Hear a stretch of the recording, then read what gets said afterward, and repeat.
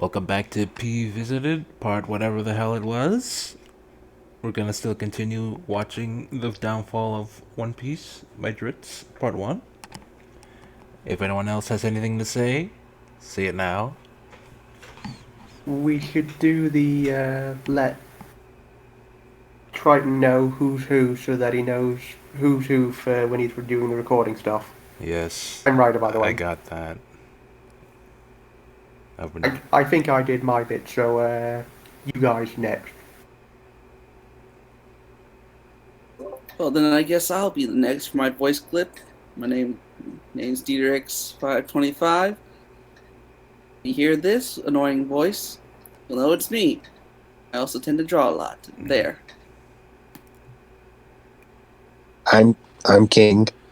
My voice is unique. Charmed. Alright, starting the video. Variety of reasons as to why also, if you guys remember, we started off at him praising Vivi. So, just refresh your memory. Has been able to come close to Vivi. And Vivi, the premier princess I've already talked about, which work against her. And to illuminate these elements, I'll begin an unfair comparison between Shirahoshi and Vivi, the premier princess of One Piece. There are a variety of reasons as to why no one has been able to come close to Vivi among the princess characters. And near the top of that list is the way in which Oda went about acclimating Vivi into the Straw Hats as an individual. Vivi is with the Straw Hats for almost the entirety of her saga, so she has 3 arcs under her belt with the crew before they even step foot in Alabasta. This gave Vivi a lot of time for character interaction, growth, fun, and everything in between, which creates a genuine human connection to the main cast, which increases the investment into Vivi's plight. Shirahoshi and the other princesses aren't going to have the luxury of being with the Straw Hats for multiple arcs in a row, so they can't all be like Vivi, nor do they have to be. That's why part of this is an unfair comparison. But when we look at these princesses, I mean, arcs, sure, but how many chapters they were in? That's a fair comparison. But he said it himself is going to be an unfair comparison, so take what you will from that.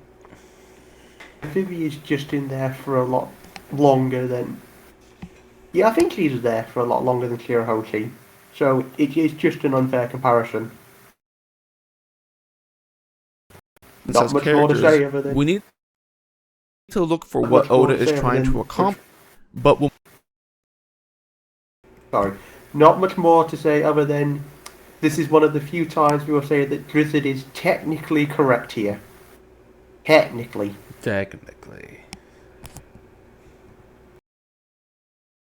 When we look at these princess characters, we need to look for what Oda is trying to accomplish, what was the potential, and at the end of the day, how good is it?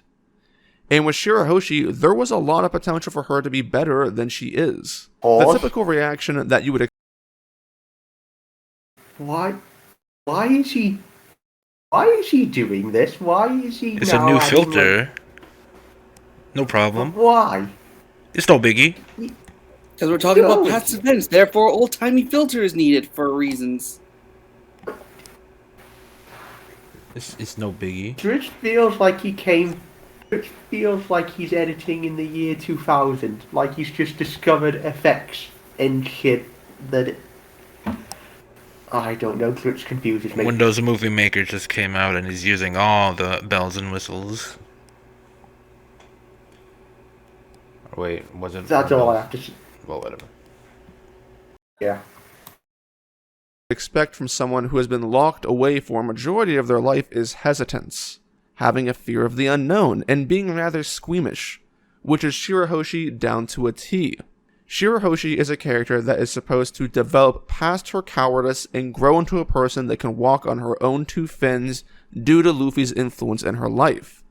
But Oda's attempt to have Shirahoshi evolve into that kind of person is heavily thwarted by her lack of shining moments and the antagonists of her arc. This just goes to show you lack of shining moments.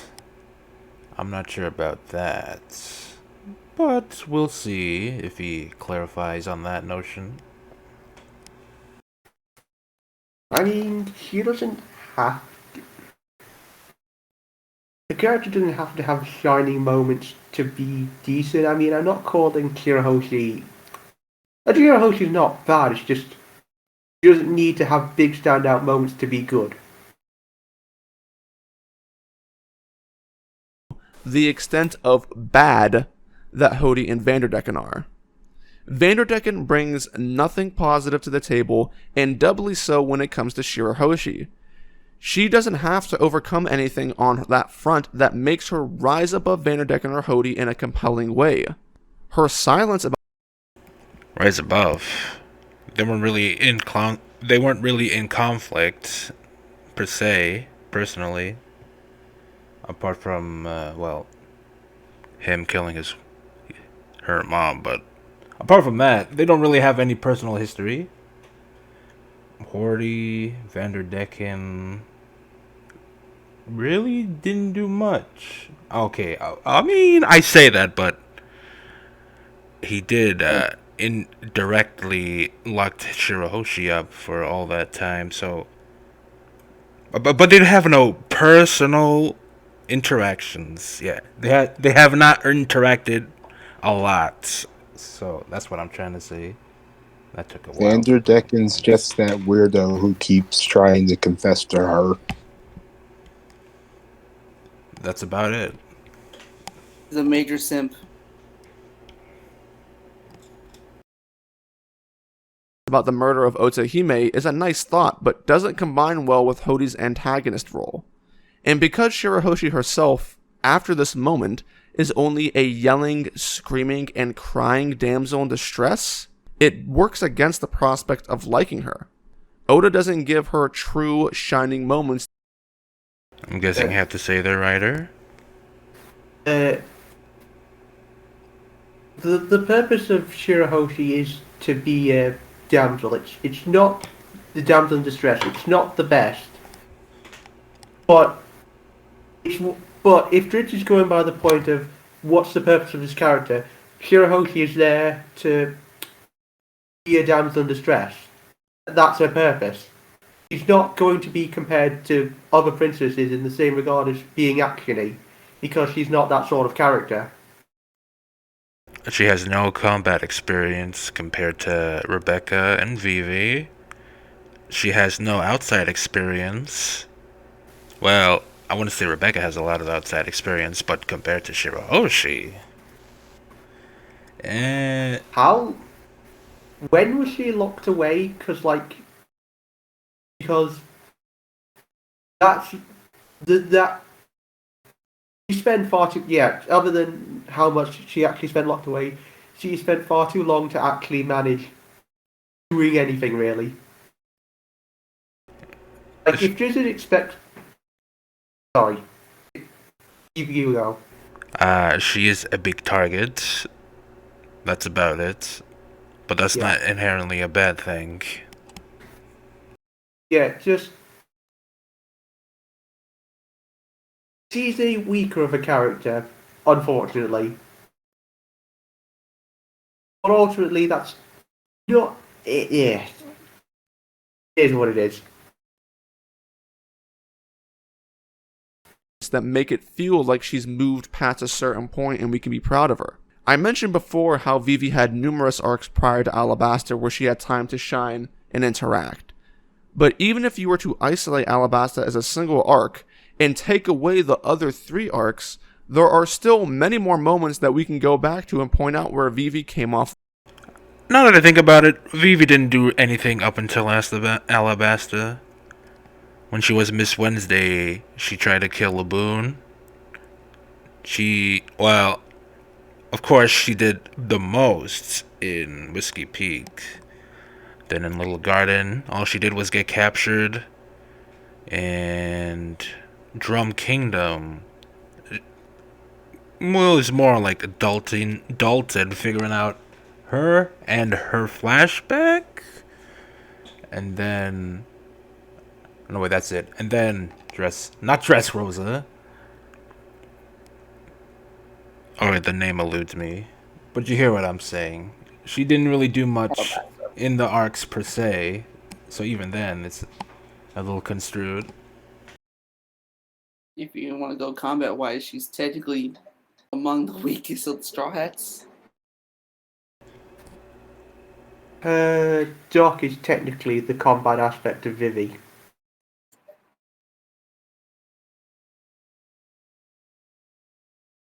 Karu his name was. Akaru? Karu, the big duck thingy. Yes, I'm a...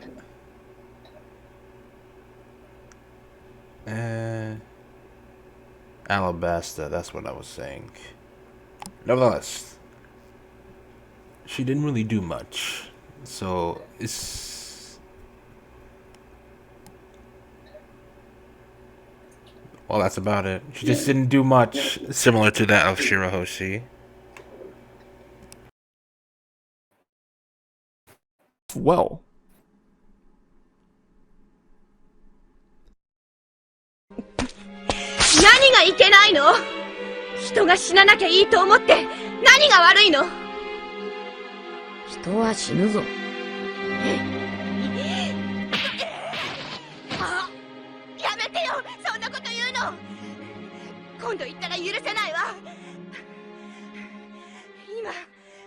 Oh, and her passively teaching Luffy some manners. That's also something she did in Drum Island.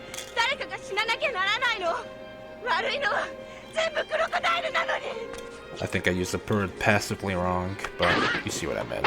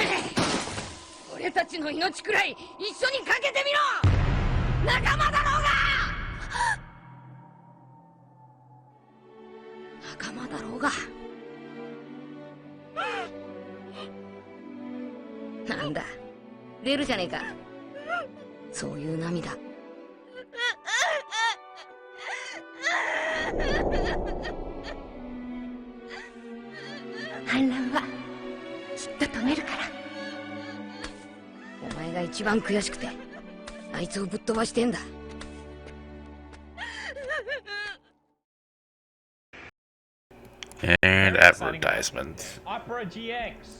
I love this browser. Yeah. Well, I don't need to do this. There's already a 5-second skip, but yeah. Oh, so it is multiple clips. Ooh. Well, on that, on the Usopp's dream parts, when I was looking at... Alright, I need more context to get that. I was looking at scenes in Water 7, and then I decided to look up the Usopp parts from the Usopp's dream section, you know, where he got bent up from the Frankie family and said how he lost the money. Yeah, the clip on YouTube added the song, so it's just a little detail I found.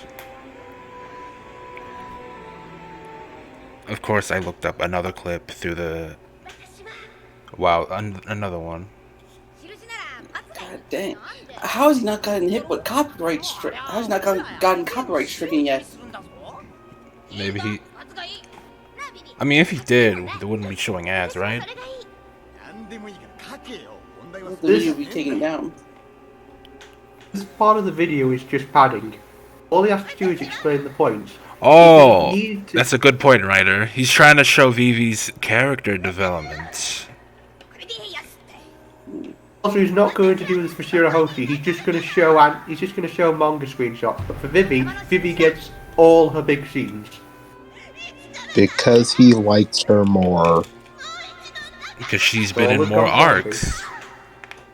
As he said, this is an unfair example. Therefore, he can skew as much information as he wants. At least he's being honest in his deception. Deceptively honest.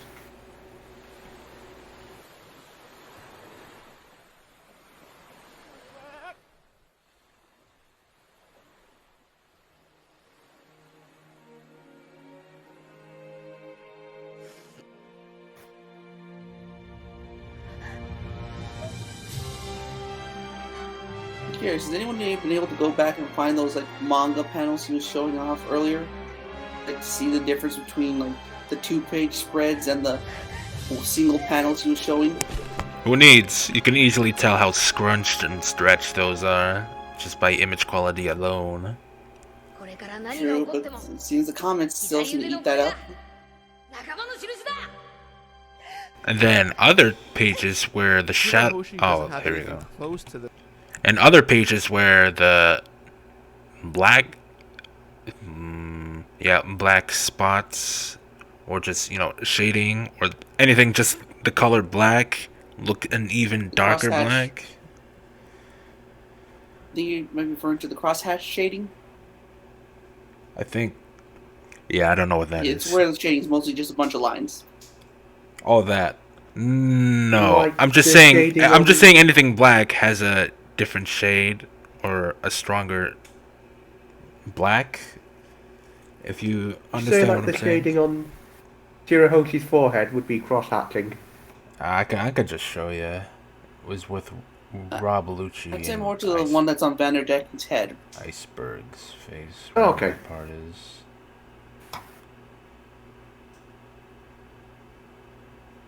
No, it's definitely past the character's dreams. No, I'm saying I'm just trying to find the image.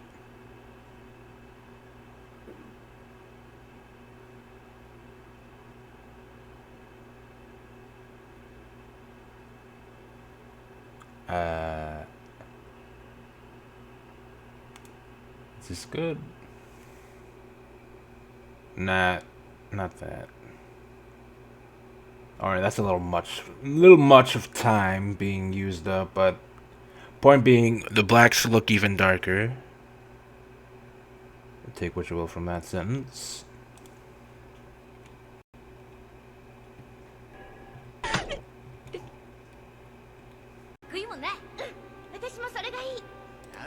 To help Shirahoshi's. Shirahoshi doesn't have anything close to this happen, and I would argue that the role of Fukaboshi, her brother, in the arc doesn't do anything to help Shirahoshi's case either, as Fukaboshi ends up being the person. It's not exactly a character arc. It's not exactly a lot of opportunities for her to have a big character arc like Vivi. Especially when she has 3 brothers to do the heavy lifting. Who has the most relevant interaction with Hody in order to expose the type of person he is.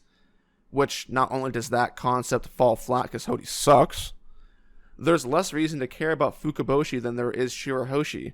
But Fukaboshi gets the scene of talking to the country about their future, when it probably should have went to Shirahoshi because, We pause for a second. Well, we don't know the Poseidon thing yet, and for the most part, Fukaboshi is the one with the info about Hody, the fact that he's doing this simply through the environment. Shirahoshi didn't know about this at that point. I mean, what does her being Poseidon have to do with this? she's technically, what I think he's trying to say is like, she's a big character piece, therefore, the big character moment should go to her. Even though we don't know about that big character moment, or at least that character identity sort of reveal, until way later. It's kind of like a post-hoc situation right now. It's been a while since I've actually read Fisherman Island. I'm pretty sure Shirahoshi does not even know she's Poseidon. So, she shouldn't have a big moment if she doesn't even know what her actual relevance is to the grand scheme of things. Technically, none of us should really know. The only, I guess, hint that we had was from Vanderdecken. Vanderdecken said Shirahoshi must... okay, maybe not must, but he knows that Shirahoshi is Poseidon, and then Robin thought so, and then the king, I forget his name. Vanderdecken knew what she was, but he wasn't gonna flat out say it. It's not until like Robin at the party where she flat out says that she is Poseidon.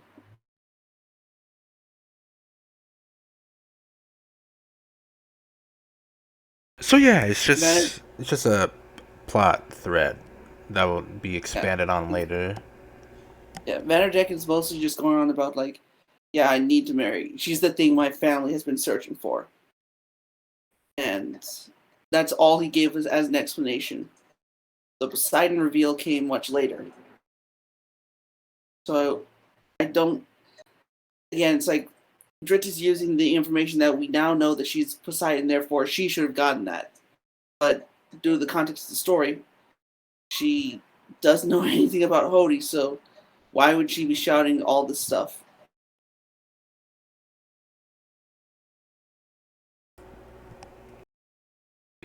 Cause really, Vanderdecken and Hordy Jones barely even met Shirahoshi. That's just a main thing Drix has to keep in his brain. She really doesn't have any interaction with the main antagonist. So, they don't have any personal attachments. Not a lot of personal attachments. Comparative-wise, the brothers have more personal attachment, mainly due to the fact that they fought at least a couple times. Yeah. Excuse me? But Oda might have had Fukaboshi come in to fill the spot because Shirahoshi isn't really smart enough to put the concepts together, and maybe Oda needed someone from the Fishman who was connected to Otohime to recognize what was happening. Wah, wah. Everything ends up being surface. Oh, another filter. Ooh. I think it's the same old-timey grainy filter, but we're back at Palpatine, purple Palpatine. Also, why couldn't Shirahoshi's brother also have a similar arc? Maybe it's because Shirahoshi wasn't supposed to fill this role you want done, Dritz? Maybe that's the part of Ryoboshi. Never thought about that? Well, not to mention, again, like, we've already been shown that Shirahoshi been sheltered her entire life. She doesn't know much about the outside world, so where would she suddenly get all this thing like, oh, destroy our past, this kind of stuff? Where would all that be coming from?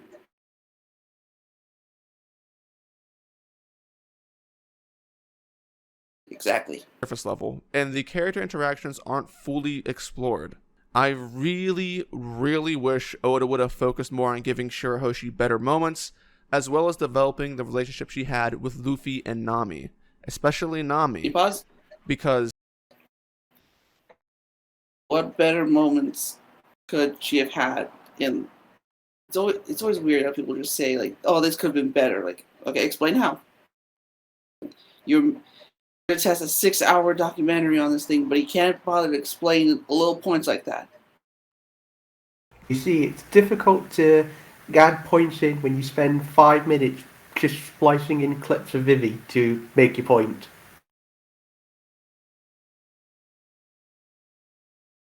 The man just wants and wants. There's more things that Oda can do with Nami and Shirahoshi that he can't do necessarily with Luffy.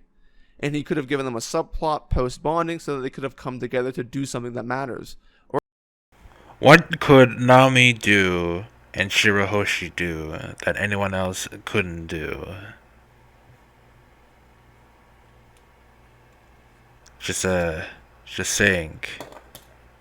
I'm trying to think what kind of connections would they have. I got nothing. Like, They have such a thin connection. Just because they both know fishermen. That's pretty much it. Also, they've been enslaved. Well, not enslaved, but imprisoned. Yes, so yeah. But yeah, I want to say they had different types. They had very different types of imprisonments. Considering Nami was free to, well, not technically, in a technical standpoint, free to go about her anywhere she wanted to collect either maps, to make maps and or collect money. Whereas Shirahoshi was confined to that small tower, so. Because at any moment, Shirahoshi could have an axe to the back. Yep. Nami had the more of a emotional imprisonment, considering she wanted to save. Emotionally chained down to her village thanks to Arlong. Is he trying to point the fact that like Hody was inspired by Arlong, Hody caused that whole thing, therefore is connected to Shirahoshi, therefore Arlong is connected, and Arlong is connected to Nami, therefore it all goes back to Arlong? Yeah, it's like a big circle with a big line in the middle, stretching across both ends of the circle. That reads as a big something or other. It really is just a loose connection. This is just one of the 4 circles that makes good storytelling, according to Drizzt. Or at the very least, give her another subplot with Luffy that isn't just running, crying, and screaming through the water, because is that really satisfying to read? Yes, it is. Yes, it if Oda is. Had it's good character moments. You may not like the character, but come on, dog. Again, like he does it again. He says, there could have been another thing. Like what, Dritz? What could there have been? You and your infinite knowledge of, or you and your vast amount of story knowledge, what could there have been?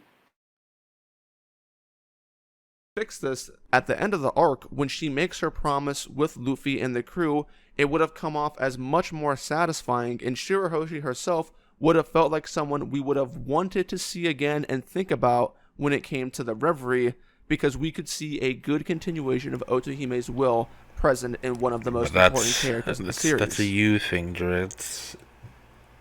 I'm not exactly a big Shirahoshi fan, but it was nice to see the fish people out and about in the topside worlds. It was nice. Not to mention, like, they already technically accomplished what he's saying, like with keeping on Otohime's will by already showing up at the Reverie. Plus, it's not just her doing that; it's everyone else in the Ryugu Palace and Fishman. So keep it to Shirahoshi, my guy. Come on.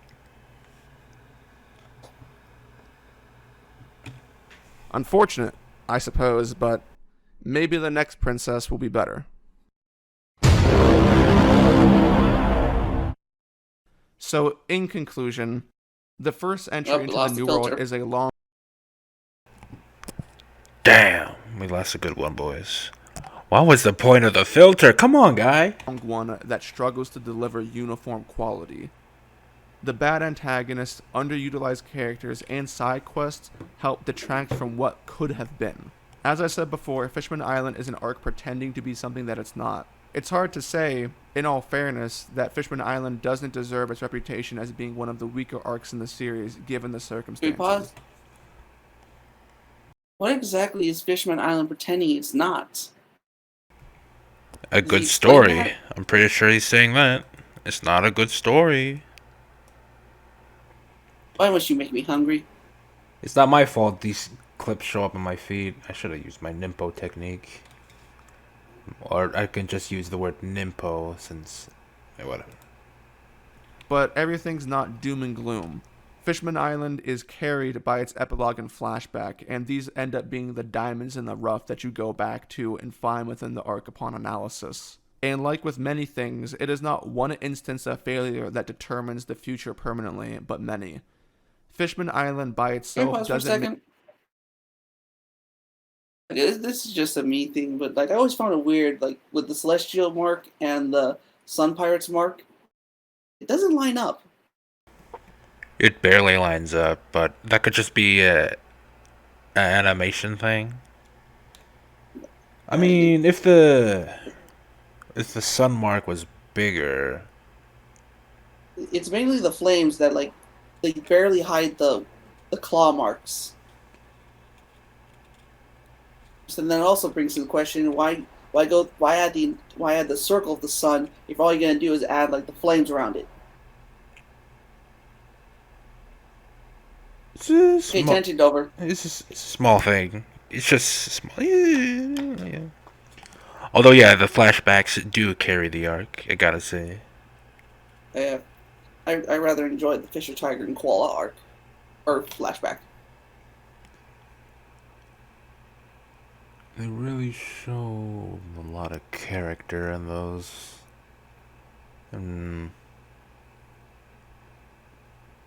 Yeah, and the flashbacks do carry it a little bit, but that's what I say. What do you think could be better, Dritz? Make the post time skip what I say it is, but it does certainly contribute.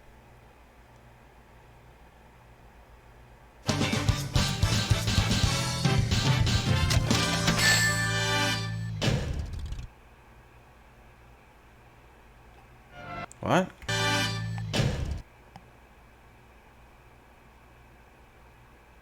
Well, alright, that confused me a little bit. Never mind. Actually, let me just also read through this because its length 51 princesses. Time bomb. Alright, the time bomb thing. Remember that? Yeah, I do. Isn't it generally a good thing in your stories to have a suspenseful thing that you're building up towards in order to try and complete an objective before things go to the worst? Isn't that generally a decent thing in stories? No, but Rich, they're all the same. It's the time bomb. It's the ticking time bomb. Yes, the cartoonishly ticking time bomb, like the one in Alabaster. All the same. Nothing different. Yeah, but you see, Alabaster has Vivi, and Dritz likes Vivi, so Alabaster good. What is the length of Alabaster? I need to check this. It's just... Oh, I forget. Did he already go into his like complaints about the quote-unquote time bomb? Yeah, we passed that a good while back. Okay. So was it in subplot discussion? Or was it in Fisherman? Either way, we did pass it. Because a time bomb technically, it's in a majority of the arcs, even in the pre-time skip. Most is like a race against time, which is that in and of itself a time bomb, or does it like need to be a doomsday thing that's a time bomb? I'm pretty sure he said time bomb to hasten the plot and then quicken the ending of it. I believe that's what he said before. The rushing the story. Alabaster. Okay, so Alabaster is 63 chapters. So if we go by all these metrics here, then technically Alabaster is worse by the scoring system right here.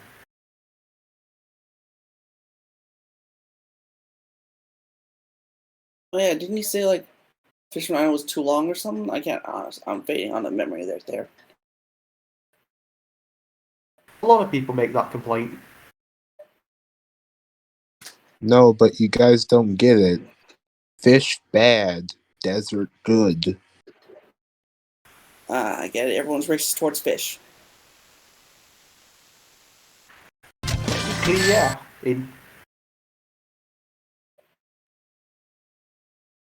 You can continue, Ryder. I was just saying technically, yeah. To Rex's point. Oh yeah, given all the metrics that this here, yeah, Alabaster would fail. We got longer chapters, we got a princess, we have a time bomb, and we got citizens cheering. So how would that one get a pass and this one just fails?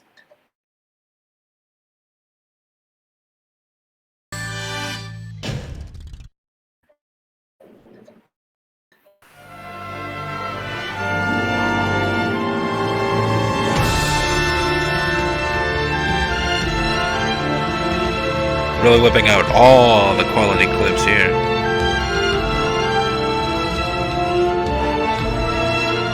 I can't really tell what's on the ground. Is that water or just... It's supposed to be a frog jumping off a bridge. Journey to Fishman Island, the voyage up carries similar features, in that there is some more messing around on board the ship. No conversation this time to make use of the alone time, but everything ends with a nice spread of the Straw Hats breaking the surface alongside the pod of whales they hitched a ride from. It's a romantic scene in the sense that it is very adventurous, but as luck would have it, Didn't Brooke get a moment here with the island did. Whales? He was thinking one of them was a Laboon and like, oh hey, Laboon, finally we meet. And then it turns out not Laboon, so like, hey, didn't you guys lose a whale? Isn't that just a great moment for Brooke Dritz? Oh, remember, he's a gag character. He don't matter. Right. Also be aware there might be people speaking in the background you might be able to hear. Yeah, I got the same problem. Although for me, it's either people revving their engines, and our neighbors just being loud or blasting their music. it's a romantic scene in the sense that it is very adventurous. But as luck would have it, the Straw Hats emerged right next to Punk Hazard. They overhear screaming on the ship's Dendemushi about people being attacked by a samurai, a buzzword which prompts Brooke to explain to the crew that samurai are a group of warriors specifically from Wano, and that, quote, Wano's samurai are so strong that not even the Marines go there, end quote. Oda starts doing some ground.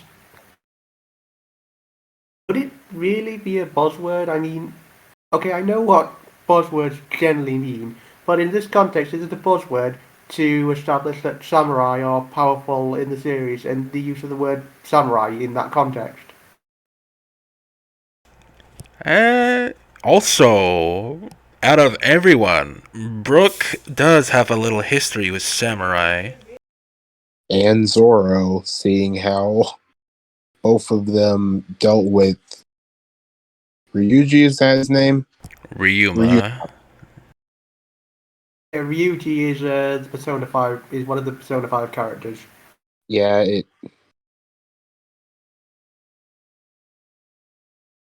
But anyway.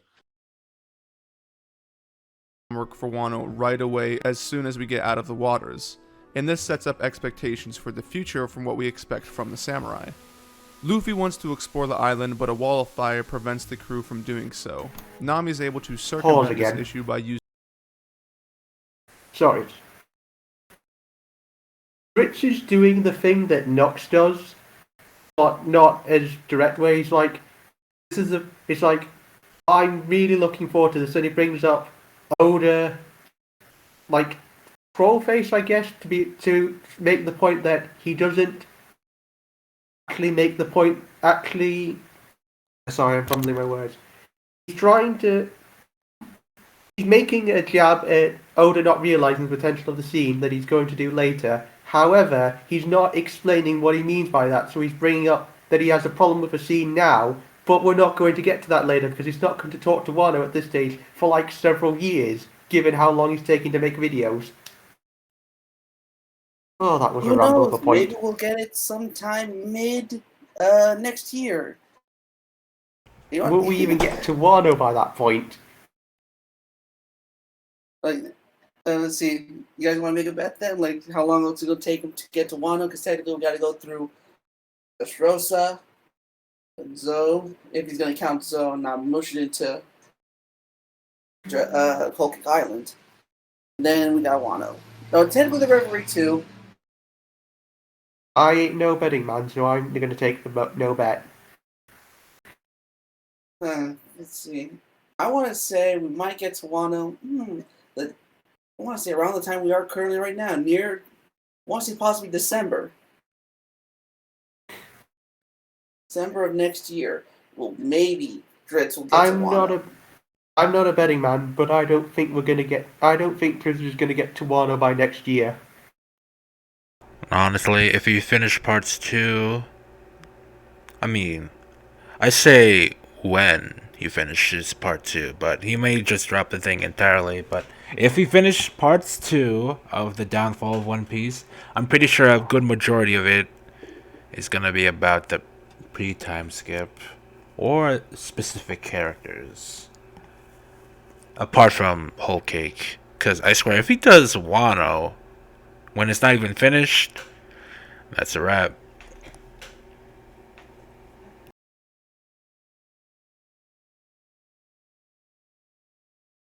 Using Milky Road, an ability from her climb attack. Oh, also, I was going to say, and I already forgot it. Such is the fleeting moments of one's mind. Nami is able to circumvent this issue by using Milky Road, an ability from her climb attack that creates a road of clouds that they can get across and up over the flames using the Mini Mary. This is a neat ability which, like a few abilities in this arc, is used solely within Punk Hazard and is never seen again. As is the norm, after When would Milky Road ever be needed in the further down the line? Oh, look at that. That's so cute. That's so cute. Robin feeding. I was about to say Lucci like thrice. Luffy. Well, she does have a thing for cats, so. Like, I'm a paw man. Image of cats. is he saying was Nami supposed to use this ability against Cracker? Like, is that what he wants? Oh no, well, that's even worse because they're technically on a quote unquote stealth mission, and a giant floating road is kind of inconspicuous, not? He doesn't look too out of place in Whole Cake Island. He's just big, white.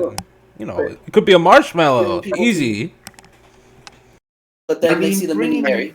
It appears after a while will tip off anyone who's slightly aware of things. Anyone with decent observation hockey and or skywalk will catch or see them and alert everyone. And bringing Luffy himself is a detriment to any stealth mission, regardless. That is also true. But I want to say it's less of a detriment than openly making a cloud road in the sky. Hold up, I just realized something. He won't explain himself on this point! Oh no. He's read up to Wano. He could easily make an example of when she could have used this trick. But, no, we're not going to get that. Solely within Punk Hazard and is never seen again. As is the norm, afterwards the Straw Hats separate into groups in order to explore the island. Luffy, Zoro, Robin, and Usopp head out to the island while Chopper, Sanji, Nami, Frankie, and Brook defend the Sunny. Once again, the exploration of the island in the beginning portion of the arc is great. This is something Oda almost always nails. Luffy's group encounters a dragon made by Vegapunk and team up to behead it. Meanwhile, the Straw Hats all back at he might go into it as he's doing now, but I feel he should explain why it's great rather than, because currently he's recapping. He didn't explain previously why the explanation was great. If that makes sense. Yeah, that makes sense. But don't expect too much. The Sunny are captured. which will be the first of 3 times that this happens within the arc. After killing the beast, Luffy pulls Kinnemon's legs out from its body, where Kinnemon proceeds to communicate via his farts, something he never does again. At first... Is he really saying a gag? It's a gag, come on. It's not that important, come on, dog. I mean, why would he need to communicate with his farts when he has his top half? So, you see, he must secretly communicate, therefore he must toot the code out! I can't believe Rich is actually saying Kinnemon stopped talking with his farts, therefore this is bad. Is this a parody? Is this entire downfall of One Piece thing a parody? Because... Can you imagine if you said, One Piece is a bad series, why? Character stops talking with their farts. You would be laughed out, you would be laughed off the face of the earth. You said that as a legitimate complaint of One Piece. How did anyone watch this video and not go, wait a minute, that's a dumb point. This is a dumb point. Why did I spend 4 hours listening to this man? Kinemon really... I mean, Dritz really said Kinemon... Alright, I'm not gonna make the reference, never mind. First, I thought there was... He didn't need to use his farts. There, I said it. An extremely minor continuity break here between Punk Hazard and Wano. Kinemon and later on Momonosuke are both introduced saying traditional samurai things like Deigozaru at the end of their sentences to further emphasize their culture. These sayings stop somewhere between Punk Hazard and Wano, and I assumed that it was due to a translation choice rather than something that changed within the story, so I asked around, and from what I could find, the translators for Viz and English scans stopped using these phrases, but they still exist in the Japanese RAWs. So that's a nice little detail in case any... Pause. They're proving how this stinks! I'd like to bring up the point that... So what scans was Dritz reading? Because if he's not reading the Dritz, how do we know that the version of One Piece he's reading was accurate? How do we know that these aren't the scans that he's... Okay, he says they're from Viz, but how do we know that every scan he got is directly from Viz or not? It's true, considering he has many different subs included throughout his talking points with French and... I can't remember all the other ones. Spanish. I think one was... I remember one of them being Indonesian, that one I know. Not to mention different English subtitles, and you should be hearing hammers banging. So yeah, we don't even know what he was reading to make his point of One Piece bad. We can't really ascertain what his perspective of One Piece is. Which is a consistent thing for Drizzt, it seems.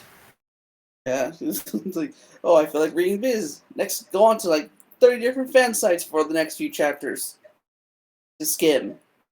And I don't really even get his point with this, because, oh no, they stopped having their iconic saying at the end.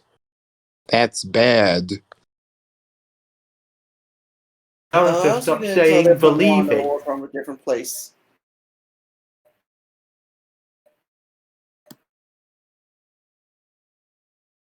I mean, I guess you could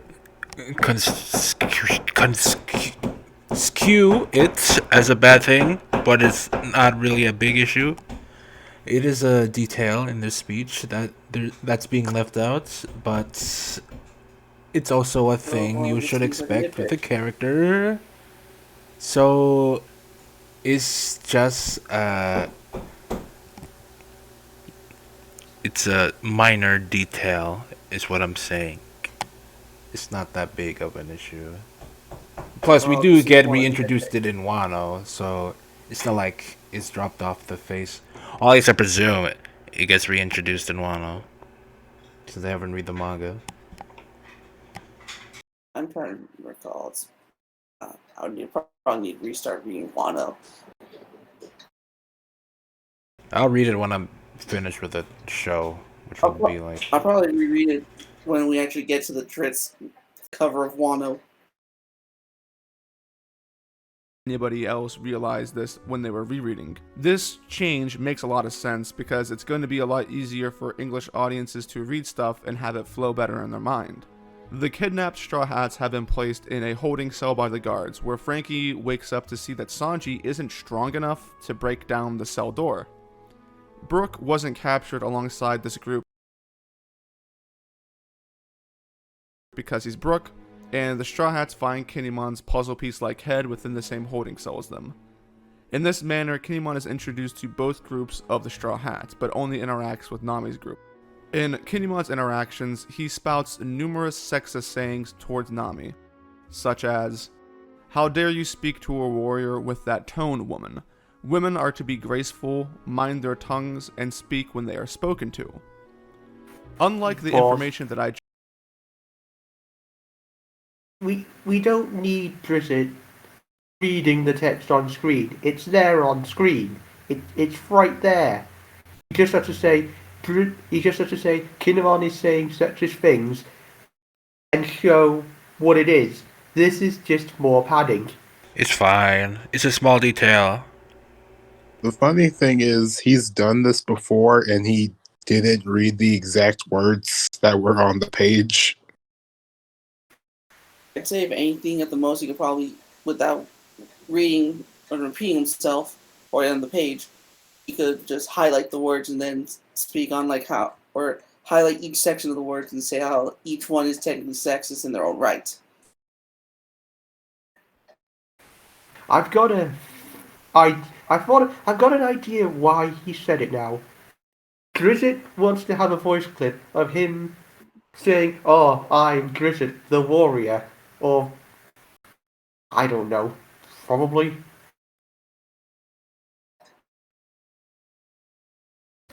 Just added fluff at this point. Just gave you concerning the speaking patterns of the samurai, there is a true continuity break here, because the way that Kinemon acts superimposes the idea that Wano and he himself as a character are home to very specific sexist ideologies. I'm pretty sure it's just Kinemon being defensive.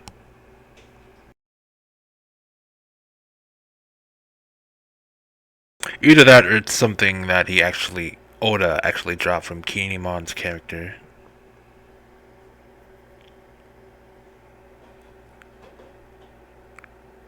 Or he really likes Nami. Well, wait, I forget. Is everyone caught to Wano? Not the recent chapters, but yes. I'm caught up with everything, yep. King? I'm caught up enough. I honestly don't remember much. It's mainly because I'm referring to like Kinemon's flashback when with the white boar and his I guess you could say future wife. But she was kind of like Nami. At least when it came to money. I guess yeah, this kind of thing was dropped afterwards. So hey, I guess Dritz has a fair point in this one out of how many misconstrueds and misconceptions he's shown us. He actually makes a point. It could actually be a dropped characteristic. And then changed into something we can all agree is a bit better.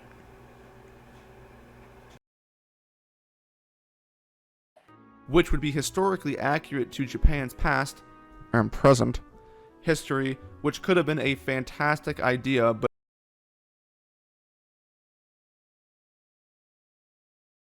Fantastic idea, he says.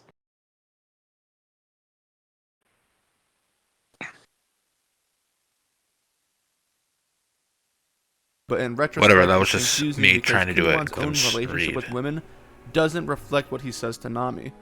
Suru ends up being someone that has a dominant personality when it comes to her relationship with Kinemon, and Kinemon is also friends with Kiku, who, well, yeah, if Kinemon has stereotypical views on guy is sex, actually explaining a point. That's because it's an easy point to slanderize.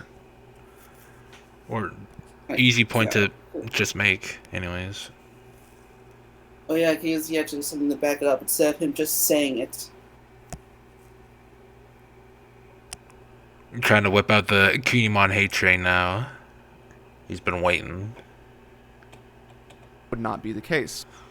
And Wano doesn't give anything to fuel this belief system or explore it in any depth when the Straw Hats do land there. This would be the case of a future arc creating errors in a past arc due to one reason or another.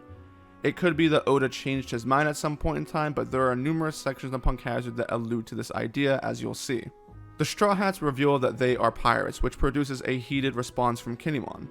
If you are indeed pirates, then it would explain your barbarity. I hate pirates with a passion so strong, I could vomit.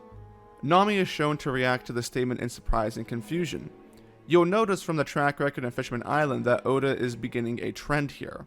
Characters' curiosities never carry over into anything relevant. Nami, as we know, has a past history with believing the exact same thing that Kinemon just said, that pirates are evil and there's no such thing as a good pirate. So there was an opportunity here and in the future for some character interaction between Nami and Kinemon, which might have been very good to do because there's obviously, beginning in Punk Hazard, a sexist divide between Nami and Kinemon, but Frankie radical beams the vault door. She just doesn't like pirates. Nami didn't like pirates. That's pretty much the end of the thing. There's something in common, therefore there should be about, I don't know, 3 chapters to divulge on it, even though people...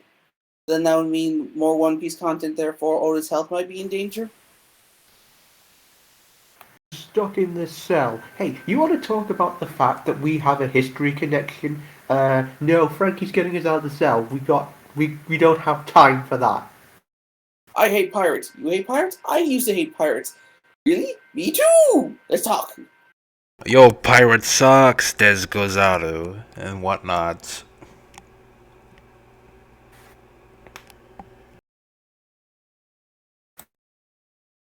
Which allows the Straw Hats to leave their room. Sanji has a nice moment with Kinemon that convinces him to follow the Straw Hats, and Sanji takes responsibility for what will happen to Kinemon from this point in time.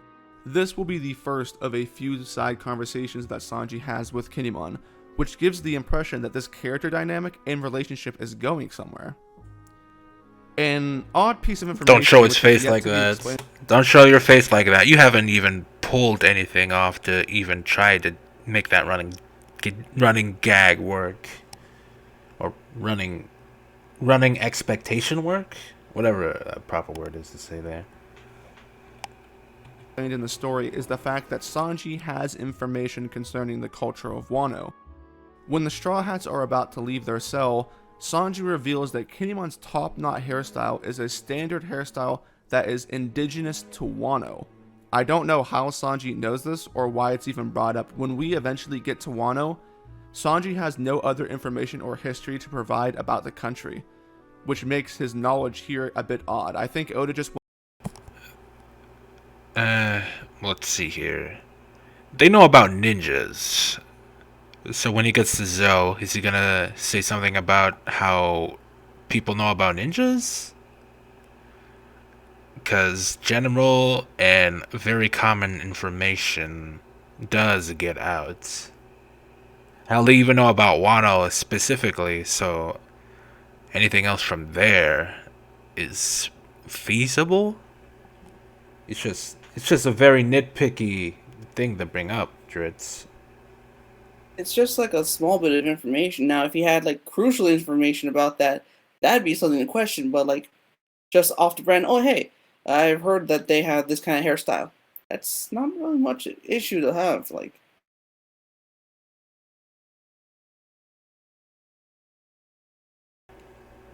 I was gonna say there's other people who had top nuts in the One Piece. Well, in One Piece, outside of Wano, but I can't really pull anything up inside of my head. I don't recall anyone else having a top knot up to this point. Especially that Sanji scene, but I'm certain there was.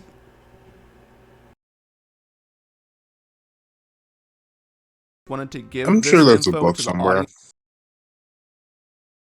just about Wano. And decided to use Sanji as an outlet.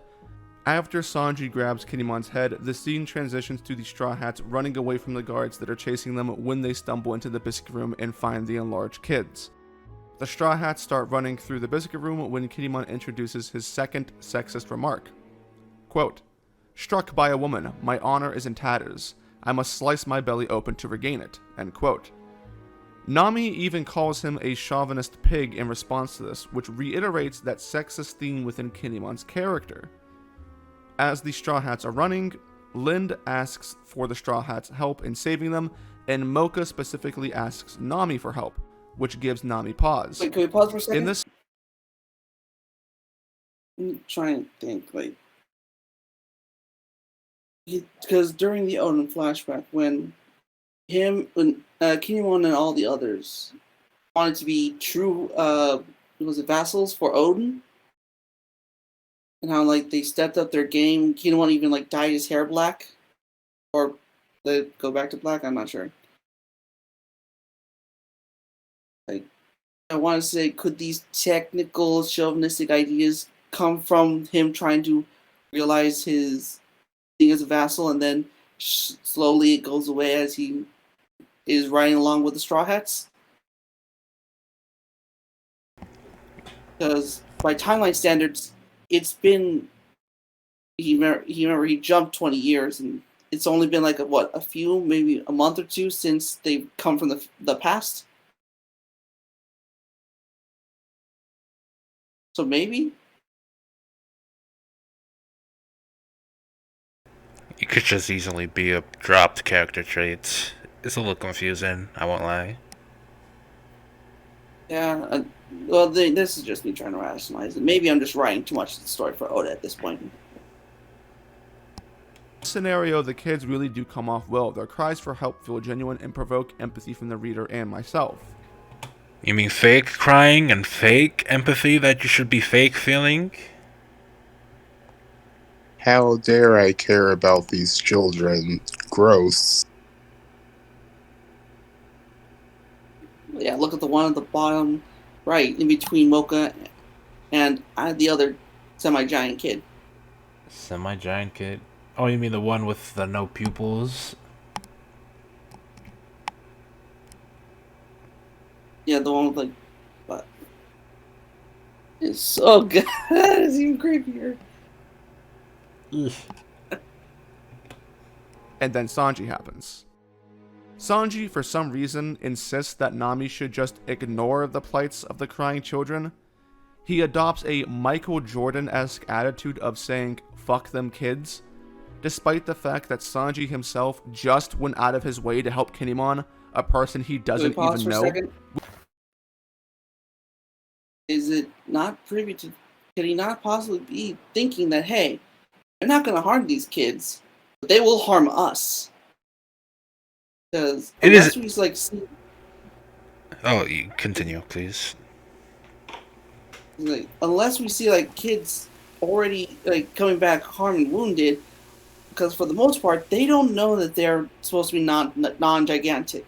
They were average-sized kids before becoming Big Mom's new fetish. I wouldn't use the word fetish. Her dream. She wants giants and just replace fetish. Just replace dream with fetish, and everything becomes a little more interesting. A section of all the characters' fetishes. Now we got a map fetish. Zoro has a sword fetish. Brooke has that one's not too far off.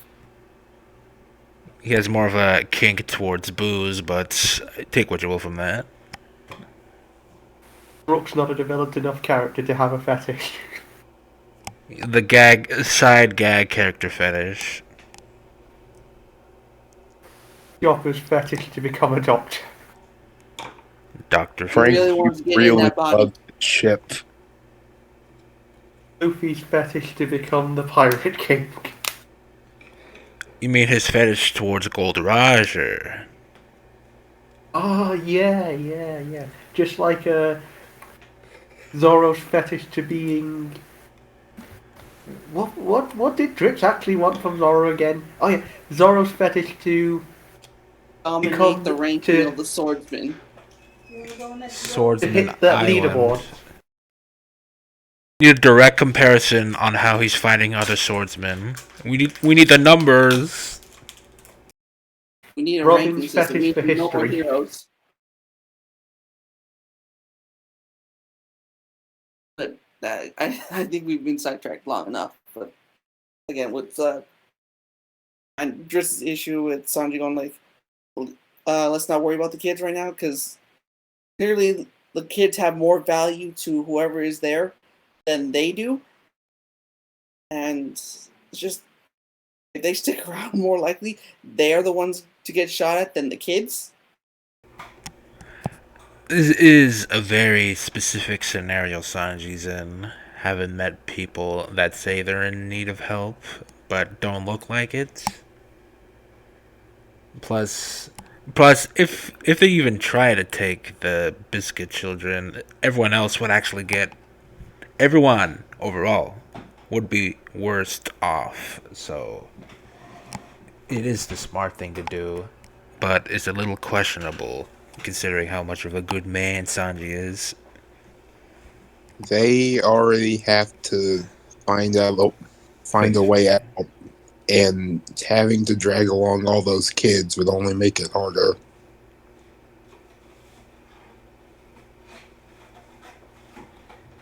We just met them seconds ago. We don't know their story, and we're not running a rescue charity. Everything says Tanami here could easily apply to himself in what he did with Kinemon. They only knew Kinemon was here, needed help, and was looking for his son. The children wanted to escape, see their parents, and needed help. So it's kind of weird that Oda even did this. This is a confusing look from the man who is later going to be wanked for how kind he is.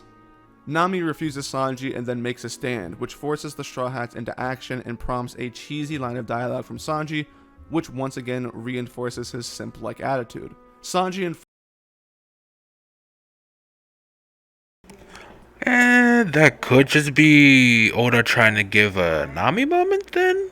Question mark?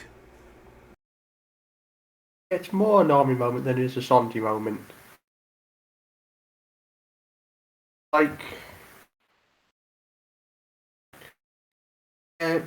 looking at I think this is more of a practical thing for Sanji because sure they could help them all, but how are they going to fit them all on the Thousand Sunny? What are they gonna do long term with the biscuit children? Because actually, they could just like drop them off at a marine base or something. But pirates, so that would already be a hard thing to implement. Not to mention they would need to know the location of a marine base. Also, I'm pretty sure that they would need even more food than they would have. Luffy could probably eat more than them, but they would still need more food.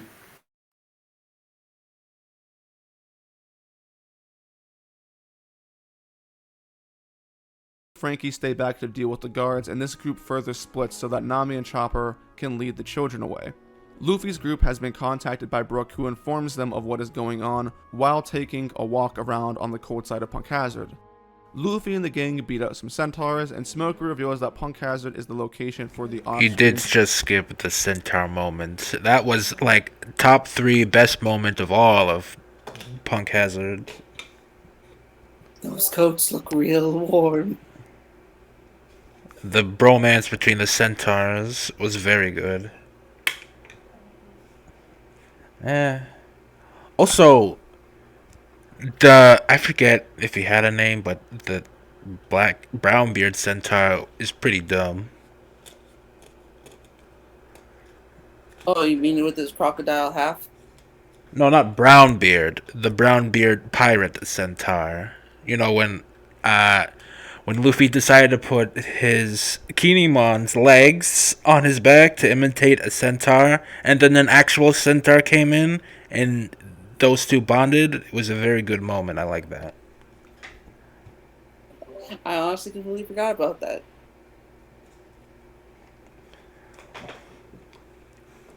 Yeah. Fight between Aokiji and Akainu. A fight so great that it permanently changed the island's weather, which is a great idea in terms of creativity from Oda. Luffy's group decides to cross the river to go save the crew and are attacked by a group of centaurs, so they are distracted for a bit. Brook ends up having a quick engagement with Kinemon's torso, but ends up running away from it. The big attention grabber for this portion of the arc is Law being reintroduced through his meeting with Smoker. We get to see his new design and impressive status as a warlord. The most interesting players in this arc, the people that everyone comes back for when discussing it, are Law, Smoker, Virgo, and then in the last few chapters, Dofi and Aokiji. They really give the arc a much needed seasoning. Anytime these characters are at the forefront, it's a good time. I can't say the same thing about anything else though, including the main characters. Not. Oh my, that's a thing to say. Not even. Wait, not even Caesar Clown? Oh wow, we just skipped Caesar Clown. And, oh wow, I didn't even notice. He didn't even mention. I mean, Caesar. he said Virgo, so I thought, all right, Monet, Brownbeard, Caesar Clown, but no, just Virgo. Yeah. I'm just taken aback from that. I need to hear that again. Discussing it are Law, Smoker, Virgo, and then in the last few chapters, Dofi and Aokiji. They really give the arc a much needed seasoning. Anytime these characters are at the forefront, it's a good time. And then he said a much needed seasoning, which implies that this was a very dry arc. Yeah. And also saying when they're at the forefront, it's a good time. So it's not a good time when Caesar is here, according to Drizzt. No instances of funny Caesar man being murderous and megalomaniacal. Try saying that 3 times fast. Magnet evil. punch. Megalomaniac. Megalomaniacal. Megalovania. I can't say the same thing about anything else though, including the main characters. Not a good look. After Law's introduction, Nami and company are still running around. They get some background information on the children's circumstances, and then they end up in the freezer room, which is a room that depicts convicts and other giants being frozen in ice. This is the only thing that happens. I forgot about the freezer room. Yo, I remember the centaur moment, but not the freezer room? Where did they get the giant? I'm not gonna think too much about it. I also forgot about this room. That's really good art, really damn good art on that one.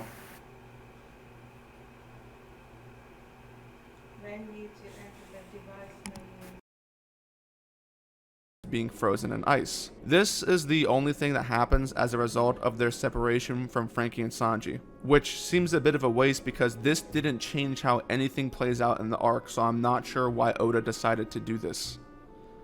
Sanji has another.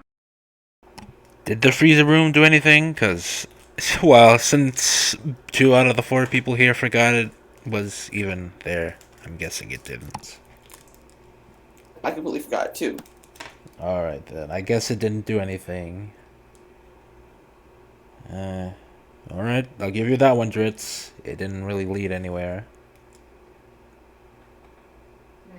Unless those giants were helping make the giant candy. Ooh.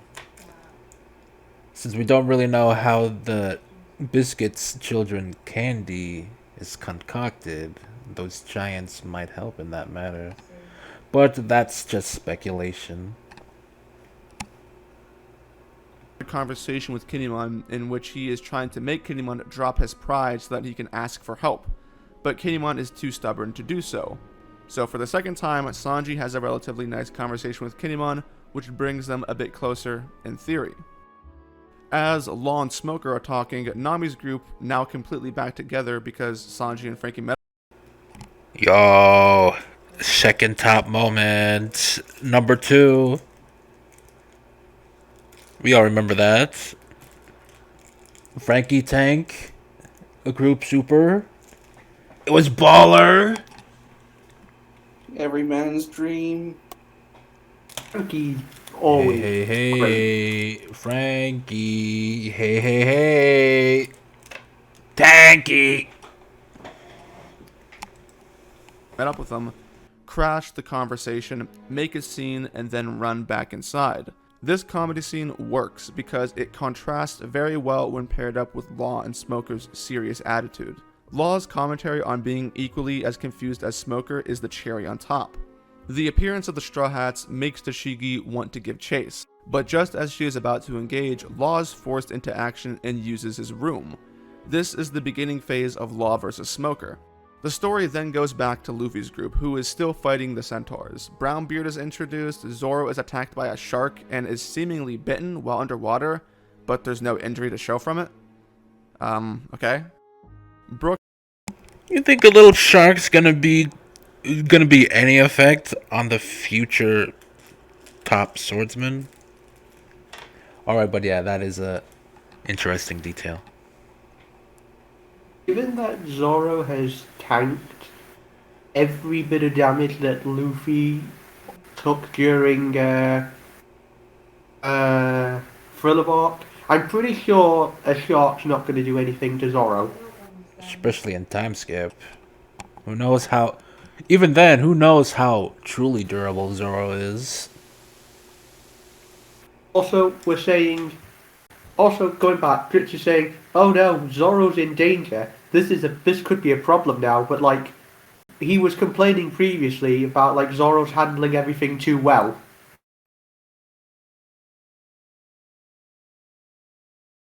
I got no response to that.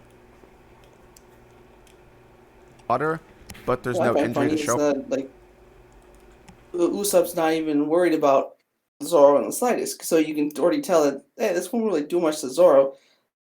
Usopp's more scared for himself, as he's the one holding the 2 Devil Fruit users and in a lake full of sharks.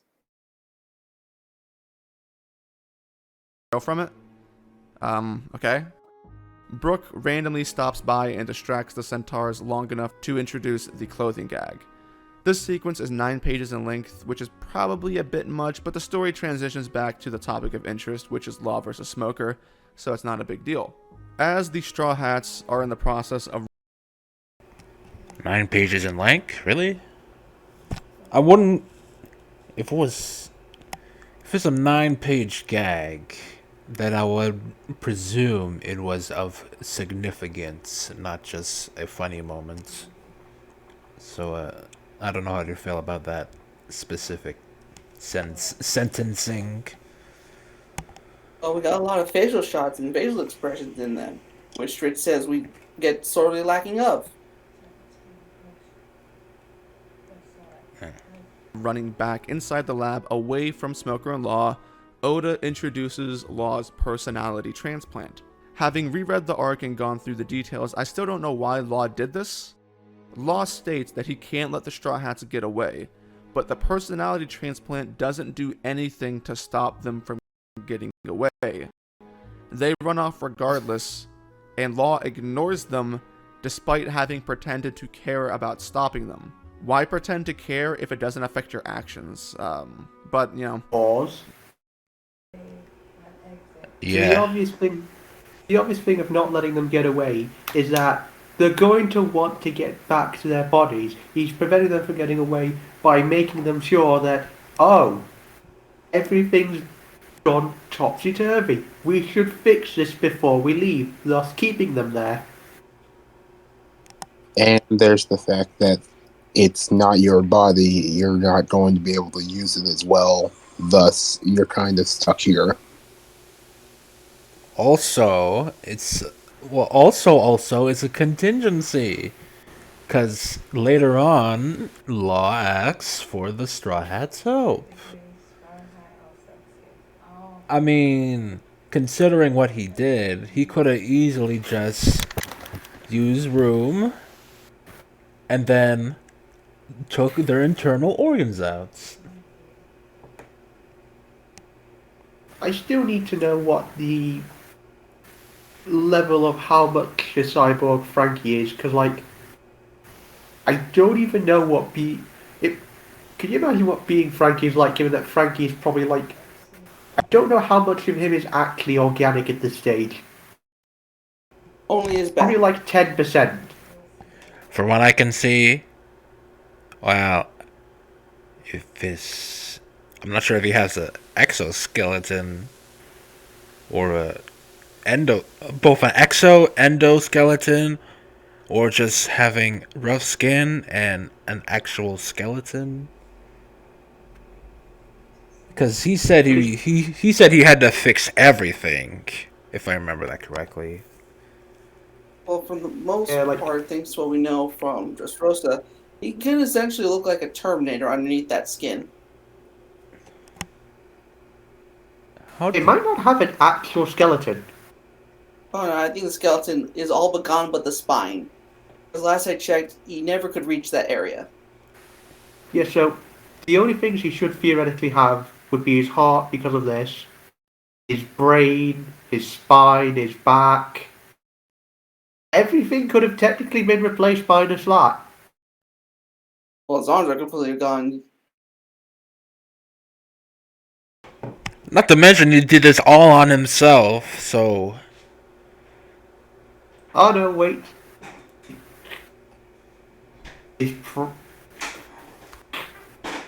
His balls are still there. Makes it a little confusing when you look at Frankie's centaur, but let's not think too much about it.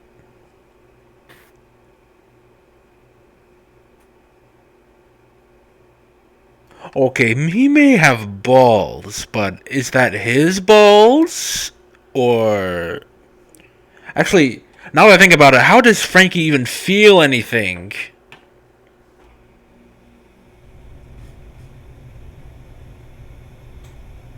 Because...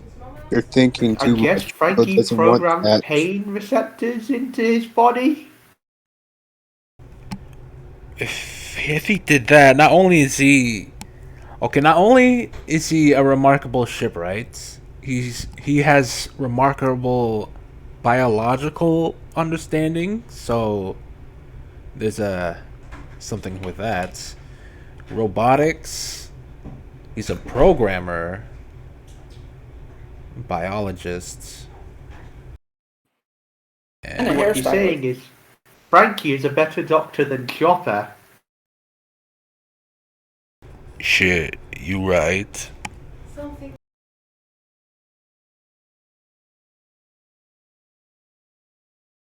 Man, Frankie OP actually. Frankie made himself curable to tackle Senor Pink's suplexes. You can't get more OP than that. The transplant is introduced as an excuse for Oda to do the body swapping gags he does with the Straw Hats, a sequence which lasts 27 chapters. In hindsight, there are a whole lot of negatives associated with Oda's decision to do this. Two of which are that it affects character logic and it becomes a power scaling issue. These two do not exist. You made them up right now. I think Dresden is a power scaling maybe nerd. actually explain. Sorry. Sorry, you go first. Well, maybe he'll actually explain his point, because it looks like we're just starting on the topic. But either way, you go. If we're going by, like, I'm trying to think, like, what exactly is the issue with the character logic and the power scaling issue? Is it because characters are not used to using bodies that they're now inhabiting? Because that's pretty logical to happen if, like, you're suddenly swapped into a different body you're not used to. Yeah, I mean, look at what happened in Part 5 in JoJo's. Not everyone could use their abilities properly then. But he specifically said power scaling issues. So, what type of scaling issue is at fault here? But power scaling is more just, is X character as strong as Y character? Like, if Krillin can, like, I just use Dragon Ball as an example. If Krillin, if he's strong enough to do the Kamehameha against Blue Goku, then Krillin, if you threw him back in time to the Saiyan arc, could defeat everyone in Z, in Dragon Ball Z, for example. That's power scaling. You don't have a direct means to show that a character is that powerful, but you can scale them based off of a character's power. The only real issue, only two issue comes in mind because of this that can even come close to power scaling. Frankie going monster mode and him, unable to control it, and the instance where Sanji Nami was falling behind from the land of the dead, trying to catch the green dragon. But apart from that, Sanji Chopper didn't really do it.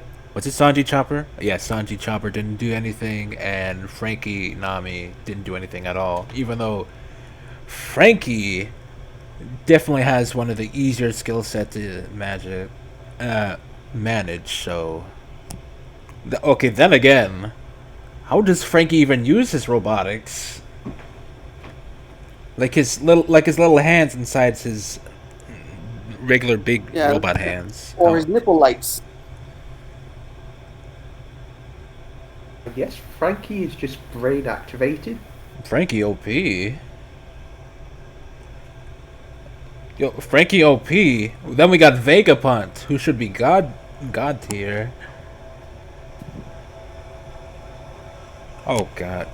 I'm pretty sure you guys can hear that, right? No? Or what? Never mind then.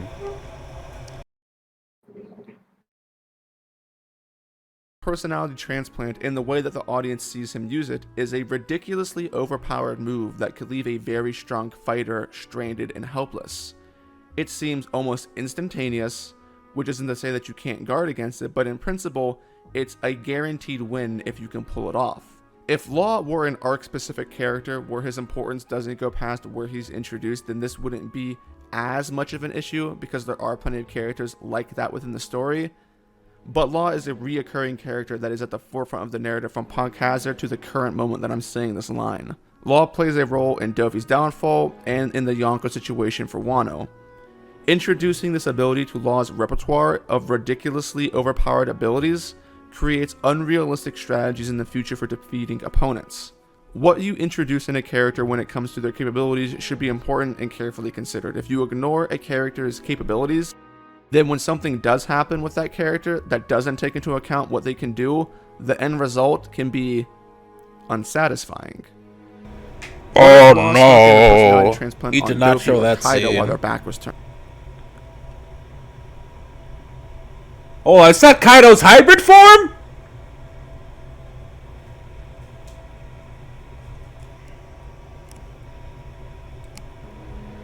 What if Lost In forever, did Blizzard even say, I'm going to be spoiling all of One Piece?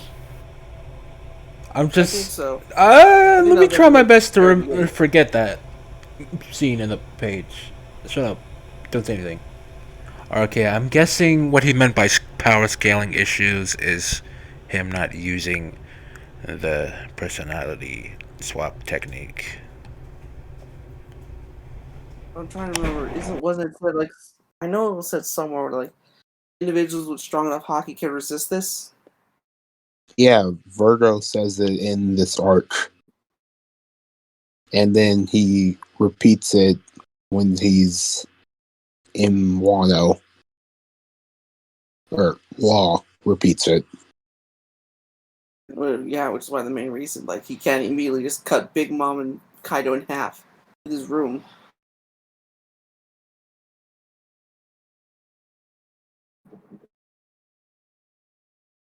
Then when something does happen with that character that doesn't take into account what they can do, the end result can be unsatisfying.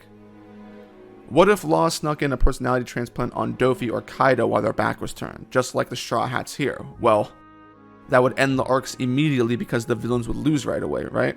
All authors like to have fun whenever they are drawing. Oda. Well, I want to say in the kind of situation, who's going to swap with? Big Mom? One of the other Straw Hats.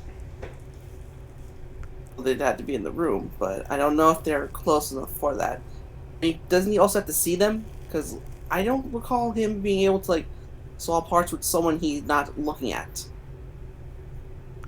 I don't know about that. He only did it twice, so. Yeah, but at least in those situations that we did see him use it, all the people he was swapping targets with were within eyesight. Also, what would be the end result of that? Because then you just have them beating up on whatever Straw Hat got switched. Yeah, because now you're essentially still technically beating an ally. And then when they eventually swap back, Kaido is just perfectly fine. I said maybe if you swap it with like a grunt, but even then, Kaido's body is still crazy sturdy.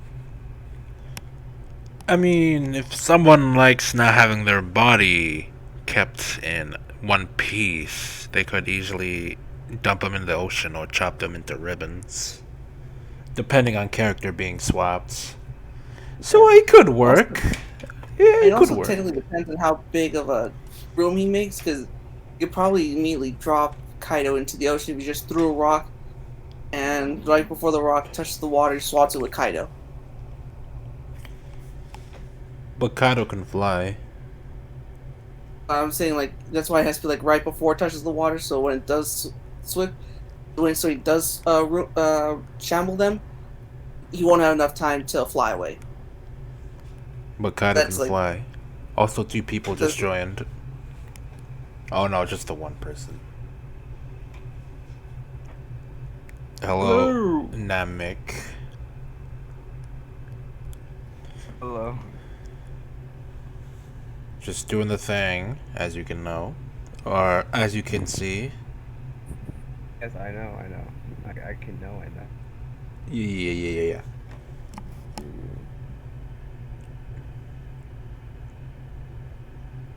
No skin, Frankie. For making sure that I'm not changing my name. It's fine. Stay as a hater. It's just a name. We don't name judge here. At least I don't think so. I just want to make a freaking attitude. It's just me being like a stuck-up prick. So just start it already, okay? Just start it right now. I'm waiting. Isn't the first, and he won't be the last person to introduce something.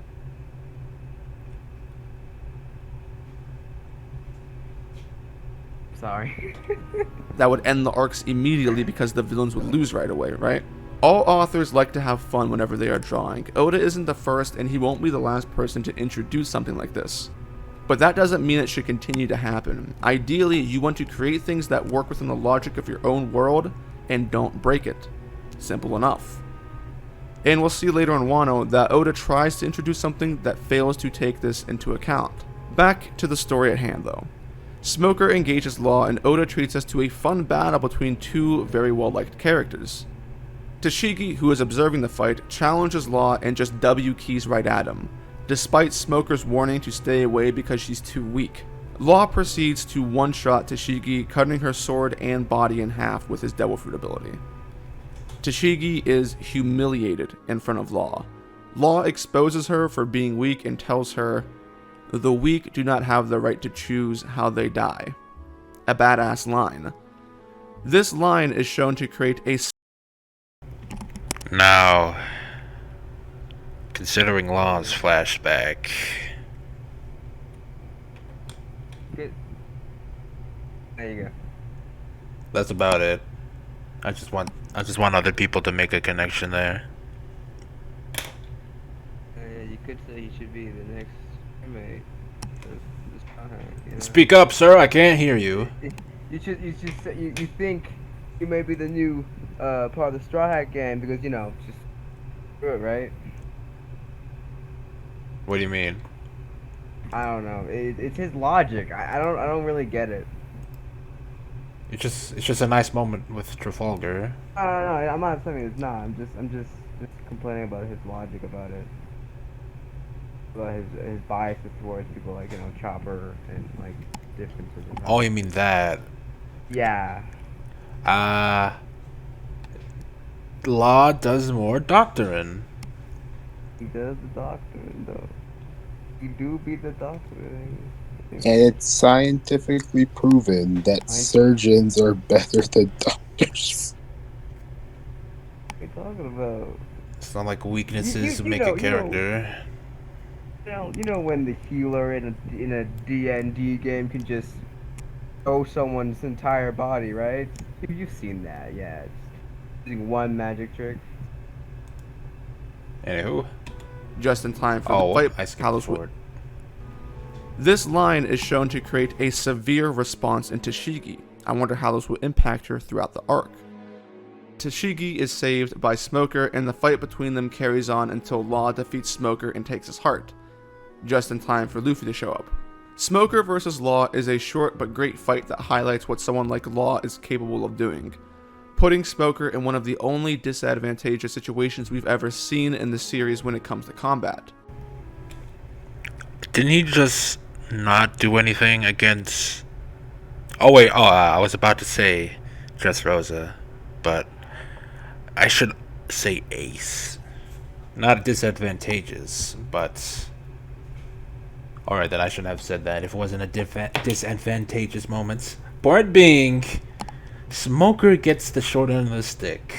He's quite the jobber. That's what I wanted to say.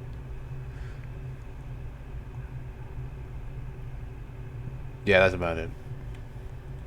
Disadvantageous situations we've ever seen in the series when it comes to combat. I personally enjoyed the short talk afterwards between Luffy and Law. Seeing things from the perspective and mindset of Law allows for a fun time and creates a game of trying to figure out what Law is really thinking and what his motives are. During this talk, Tashigi crawls over to check on Smoker, gets enraged, and once again tries to attack Law.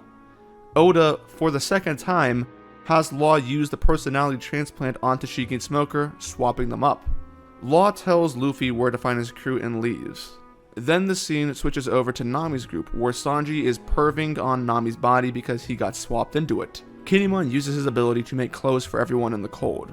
And afterwards, Sanji continues to perv on Nami's body, opening the coat to stare at her boobs, which is immediately followed by Sanji going for a smoke, which is then followed by Sanji molesting Nami's body against her will and groping her boobs. So yeah. At this point, we gotta have a talk about Sanji.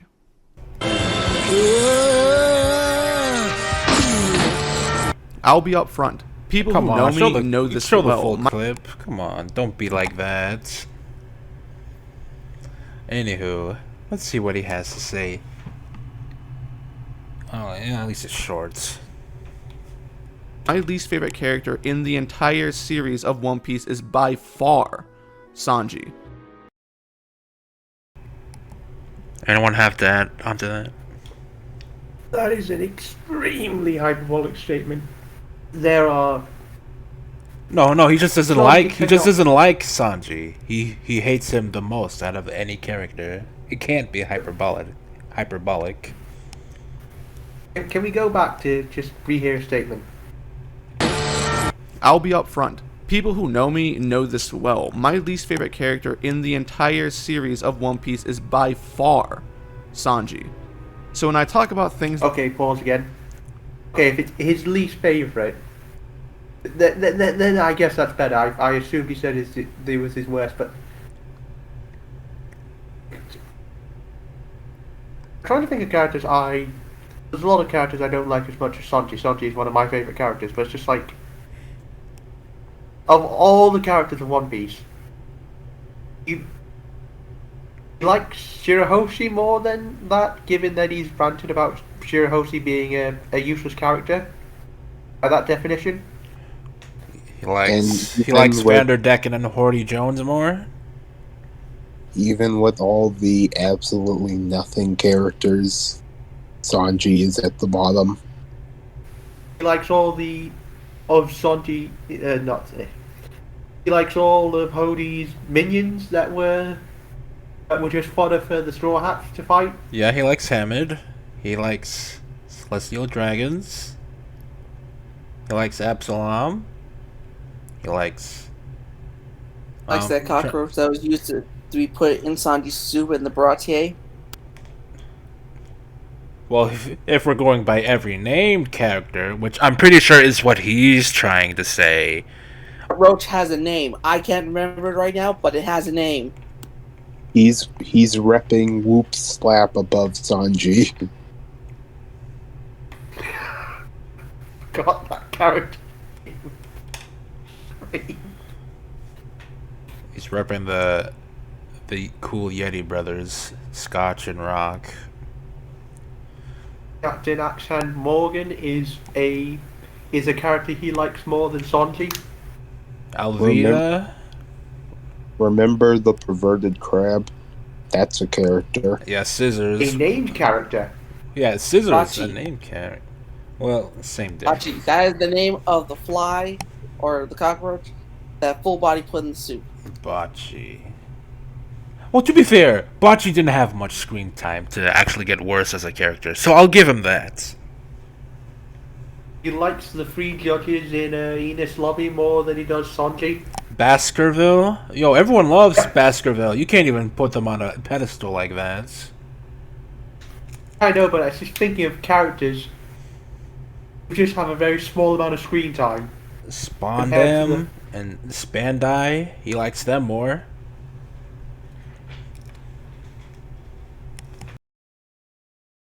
He likes Iceberg's mouse more than he does Sanji. Tyrannosaurus. The best name for a mouse. Yes, I have to give props for Iceberg. He knows how to make a good name. Was the guy who owned the sword shop that Zoro got his replacement sword from named? His replacement? Oh, Ippon Mats? Ippon something. Rich would like him more.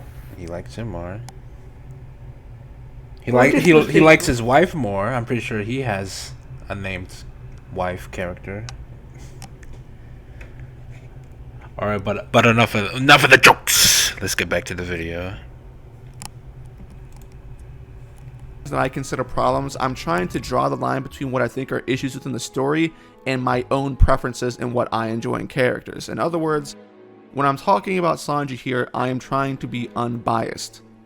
I know that when Oda was creating this scene, his intent was to make a funny gag, and I'm sure that many people found this scene to be funny and are going to think that any commentary on this is purely subjective, which is very, very ironic and wrong. Because if I were someone thinking of what was in the best interest for Sanji's character, this is not a scene I would ever hope to see. This scene is distasteful in the sense that it paints Sanji as a sexual predator who doesn't care or respect women. Oh, is that what you mean? Oh, so you're telling me you're better than Sanji in this one-in-a-lifetime scenario that his character and many people like him would definitely indulge into. Alright, I see what you mean. Brits respect women and would never touch their boobs if I was in this situation. I see. As a quote. I see what he's trying to say here, but it's a not that cut and dry, Dritz. I just find it more odd this phrasing. Also, I feel that the word is subjective, but if you like this, you're wrong. Also, I feel that Dritz is a bit biased. The only posters we know of One Piece he had in his entire room were of Nami. Yeah, I don't know how to feel about that. You see, he respects Nami, which is why he hates all these non-Nami moments. And she's always been relegated as fan service. Shit. Why would he care if Nami was relegated to fan service? I'm just still trying. It's not that big of a deal, because given Sanji's personality, yes, he would. If he was in the body of a hot lady, he would ogle himself. Also, I'm suddenly being reminded of the Scooby-Doo live-action movie, the first one. Oh, yeah. Like Fred went into Daphne's body. He's like, I could look at myself naked. Yeah. Like, if any guy was like put in the body of a hot lady, they would want to check themselves out a bit. And I would presume vice versa, Dritz. I'm sure lady in the body of a guy suddenly is gonna freak out their dangle. I mean, just for curiosity's sake. They will look at it and then freak out that they have a dangle. I mean, that is what happened in part 5 as well. The only other thing I can think of where that happened. Nevertheless. Sanji as a sexual predator who doesn't care or respect women. That's such an exaggeration. Someone that is no better than Absalom, and arguably even worse. Absalom at least didn't pretend to be a white knight whose primary concern is the safety and respect of women. Pause. Sanji does. So, if you're saying Sanji is worse, when did Sanji kidnap and force someone to marry? I guess Nami in this case. When did he do that?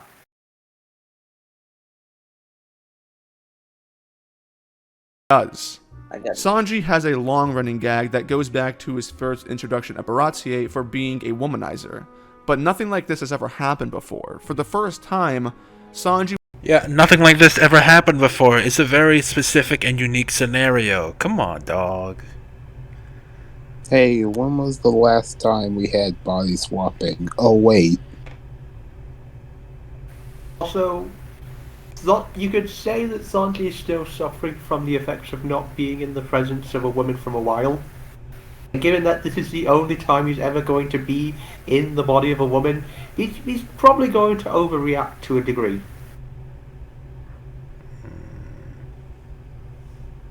He was given full control of a woman's body, leaving it up to him how he would act. And the result is that Sanji uses Nami to satisfy his own lust with no regard for human life. What? She's literally right beside him. Come on, dog. It's not that drastic. Also, she's in the body of a cyborg who could easily kill him. But then she'd be killing herself. Which they make a joke about. It's not like he doesn't get any repercussions. Yeah. Also, if this was as bad as Dritz were pointing out, Sanji would have done a lot worse than what is depicted in what actually happened. Sanji was going to go that far.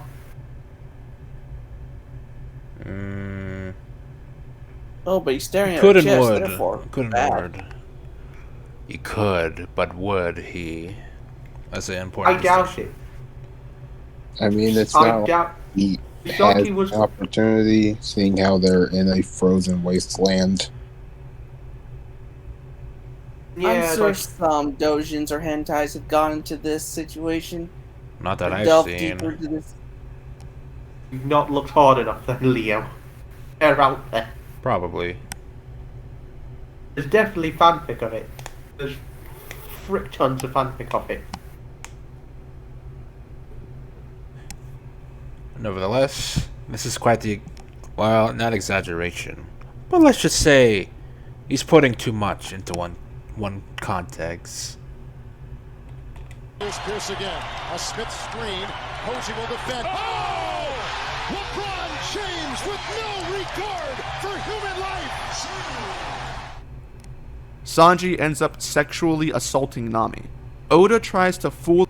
Oh, wait a minute. Yeah. Sanji...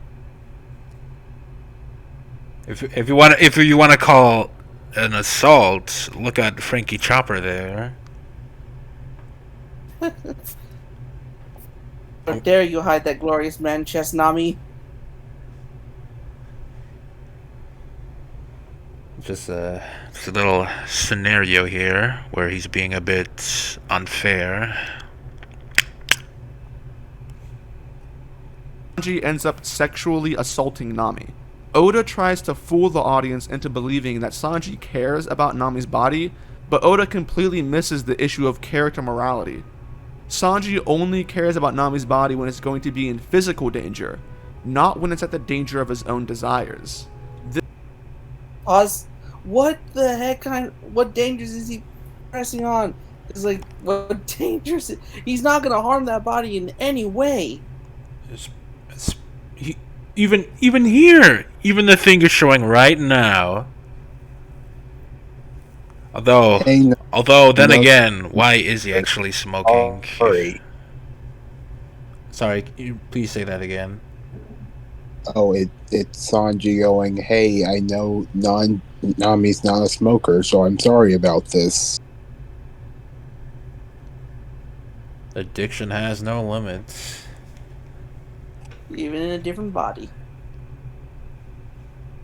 This doesn't do Sanji's character any good. Some may like to use the defense of it's just a gag, but within every gag is intent, and that intent reflects upon the character, whether it's intentionally or unintentionally done by the author.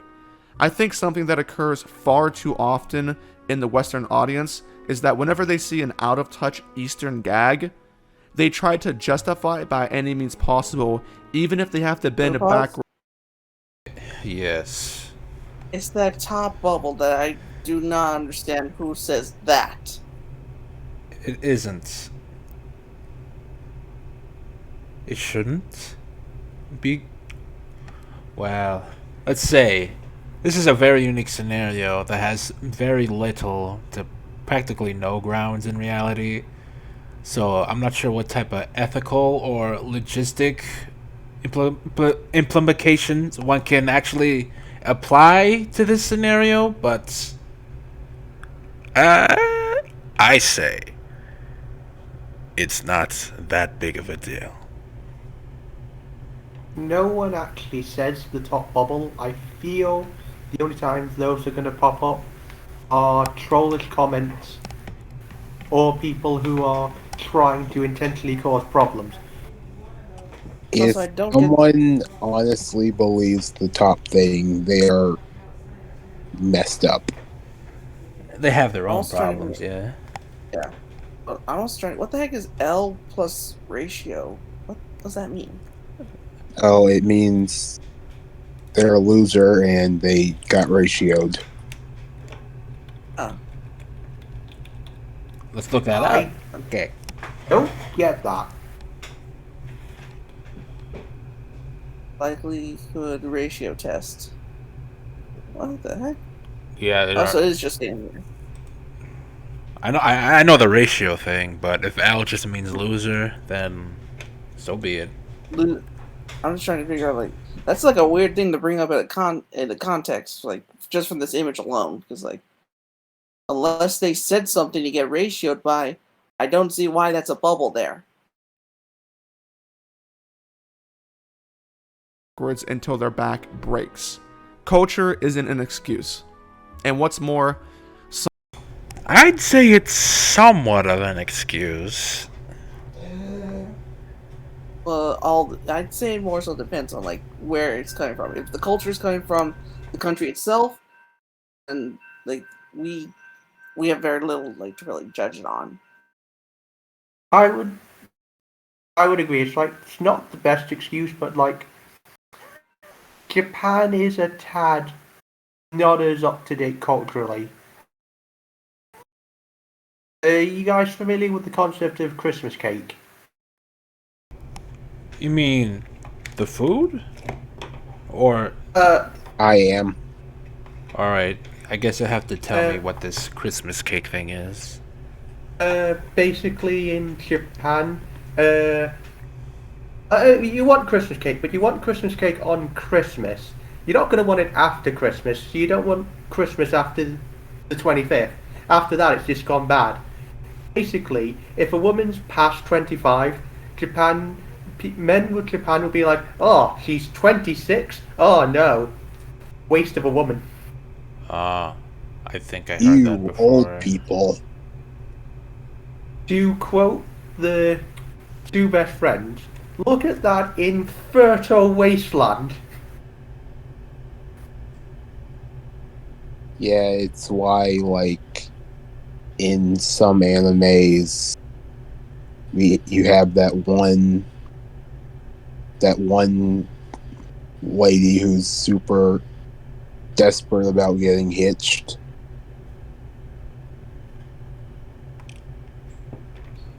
I feel it's also like another thing of like, in most things I've seen, characters will be like, oh, how old are you? Oh, you're 30. Oh, you're ancient. You're basically an old person.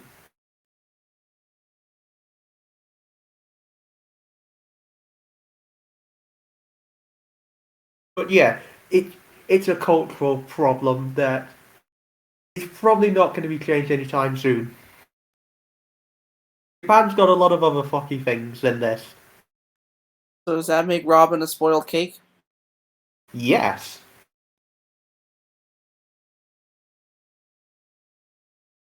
Sanji's real ideology is linked to his character gag, which is why it's something that makes Sanji a hypocrite. Hiding behind the ruse of a gag doesn't mean that an author shouldn't make sure that their writing doesn't come at the cost of what the characters are supposed to think is important. This is not an example of Mr. Prince. This is Mr. Cosby. This pervy situation isn't exclusive to Sanji and Nami, though.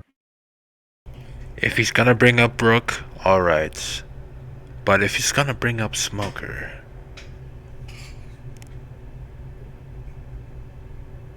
You were saying something, Drex?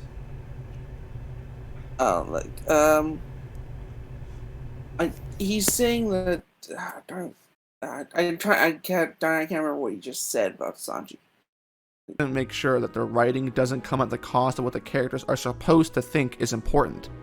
This is not an example of... From what we've already seen of Sanji, like, how is this any contradictory to what he's done before or thought before? How is any of that contradictory? The scene in the Pirate Docking 6. I'm pretty sure everyone knows about Pirate Docking 6. The scenario. Wait, why am I explaining it? But yeah, Pirate Docking 6. After the scene, Sanji lambasses Frankie,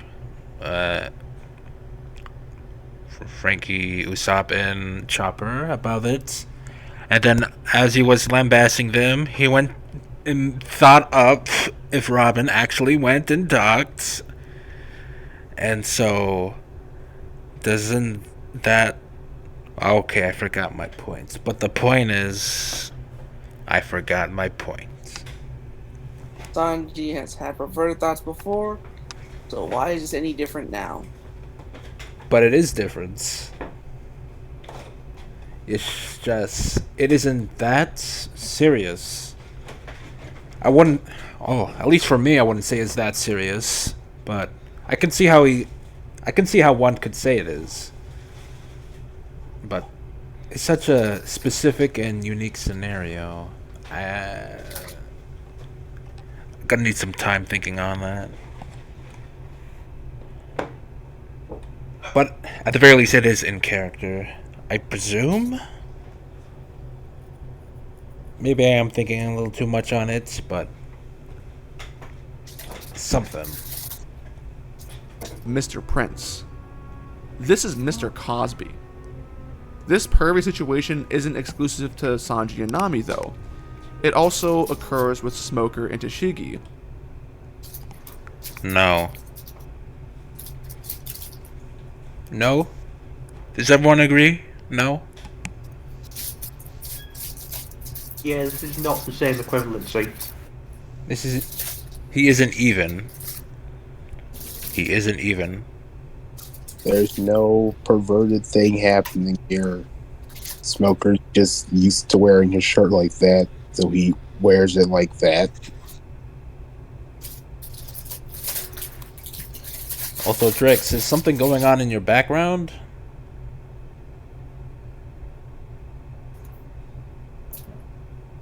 Dritz? Detrex? I said Dritz. Whoops. Detrex. Detrex. Nah, whatever. Exclusive to Sanji and Nami, though. It also occurs with Smoker and Tashigi.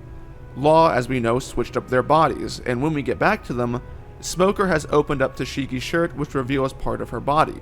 There is an enormous difference between the Sanji and Nami situation compared to the Smoker and Tashigi one.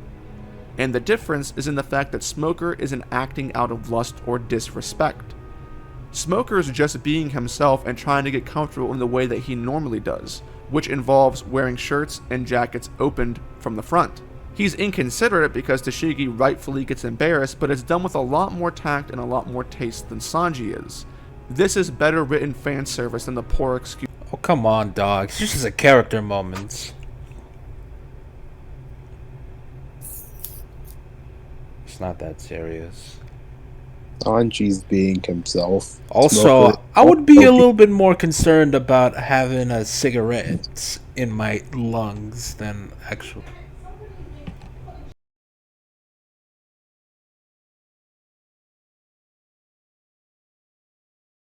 Yeah, that's also a big issue.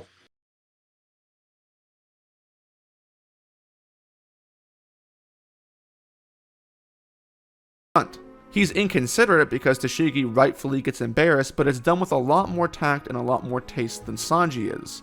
This is better written fan service than the poor excuse for what Oda's doing. In Punk Hazard, Sanji teeters between being horrid, such as with his gags and Nami's body and his Michael Jordan. Is this an artist representation of him? Who commissioned fan art of this? Because this has to be fan art. I mean, there's no reason. There's no reason to say that he didn't draw it. There's no. He might have drawn this. Someone might have commissioned it. Didn't. He didn't. He did not draw this. I can tell mainly because the art style comes from a certain, I want to say, popular YouTube, One Piece fan artist. If you want to know, I can't remember. His name is very weird. But if you want to know, I want to say go to Joy Boy Theories, I believe the channel's name is. Because for a majority of it, at least the ones I've seen in his videos, when talking about theories and stuff, he has like a time-lapse video of the artist who makes stuff like this playing in the background.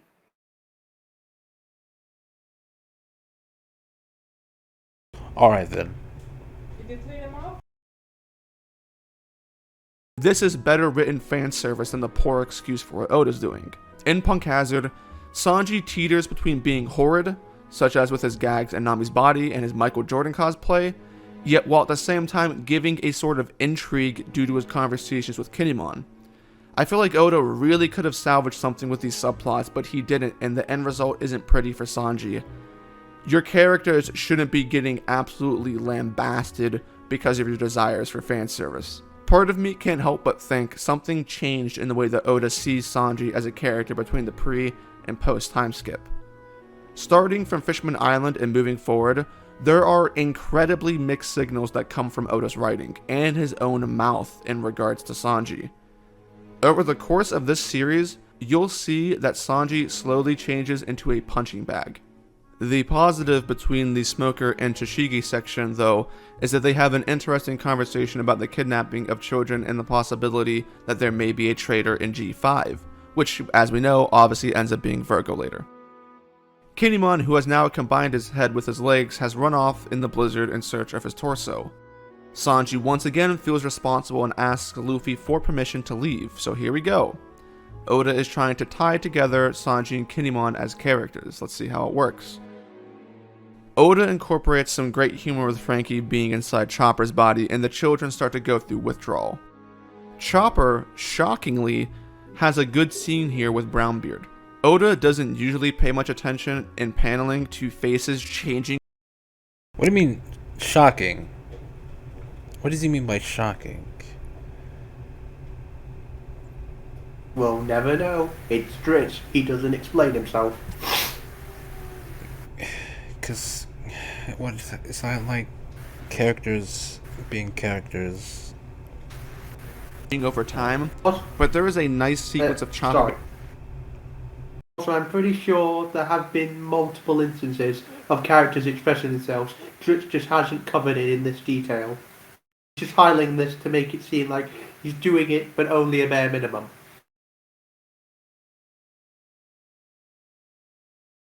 Becoming more enraged as he pieces together exactly what's happening with the children.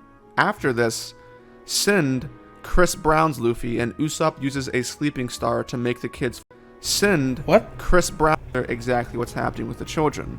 After this, Sind, Chris Brown's Luffy, and Usopp uses. Should I say that as a tasteless joke?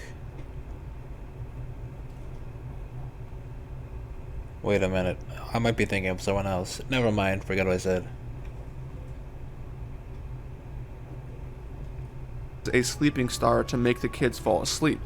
That is a pretty useful ability. I wonder if it'd be any help in the future. Chopper expresses the desire to personally defeat Caesar, which sets up a realistic character motivation. Chopper has involved himself in a plotline where his morals as a doctor and his skills are needed in order to resolve the situation, very similar to Hodback back in Thriller Bark. Children are being experimented on, weapons of mass destruction are being made. As someone who wants to save lives, Caesar represents the exact opposite of Chopper while posing a significant threat against him.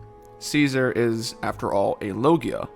I wonder what kind of story could have been crafted if Chopper was more involved in this arc. Well, unfortunately for Chopper, this is the Luffy show, and this motivation that he has slowly becomes usurped by Luffy later on in the arc.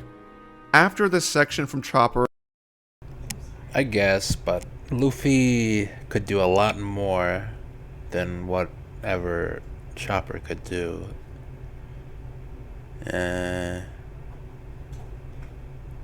Chopper needs to get more moments. Zoro, Sanji, and Brook are shown having been defeated by the Yeti Cool Brothers, and Oda creates some fake tension by alluding to the Yeti Cool Brothers quote-unquote killing them. Authors and Oda need to stop doing this. It doesn't work and it never will. In chapter 666, ironic. With the cover story series From the Decks of the New World, Bon Clay is revealed to be alive and is the new queen of level 5.5 in Impel Down. Pause. Where are we at? The Bon Clay and the consequences of playing God. That was supposed to be a joke leading up to this next segment. You have something to say, Drex? No, I was just curious at our placement in the video if we had reached the playing God section. This better give me a lot of strong reactions. Saikyo! Saikyo! Okama way! Ah! Saikyo! Saikyo! Okama way! This has nothing to do with the plot of Punk Hazard, but it's something that I want to take the time to talk about for a second, because there is a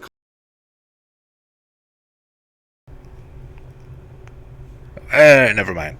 I was just wondering where he got that sound clip from. Not the Mr. 3 yelling. That may have been just during Impel Down. I gotta... Actually, no, wait, maybe that was during like his introduction when he was first introduced to it. He was first introduced? You mean in Impel Down?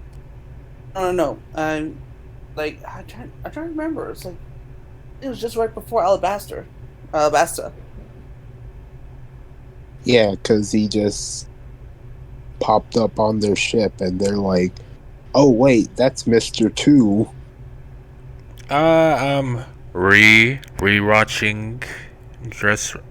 Rewatching One Piece, and that did not happen.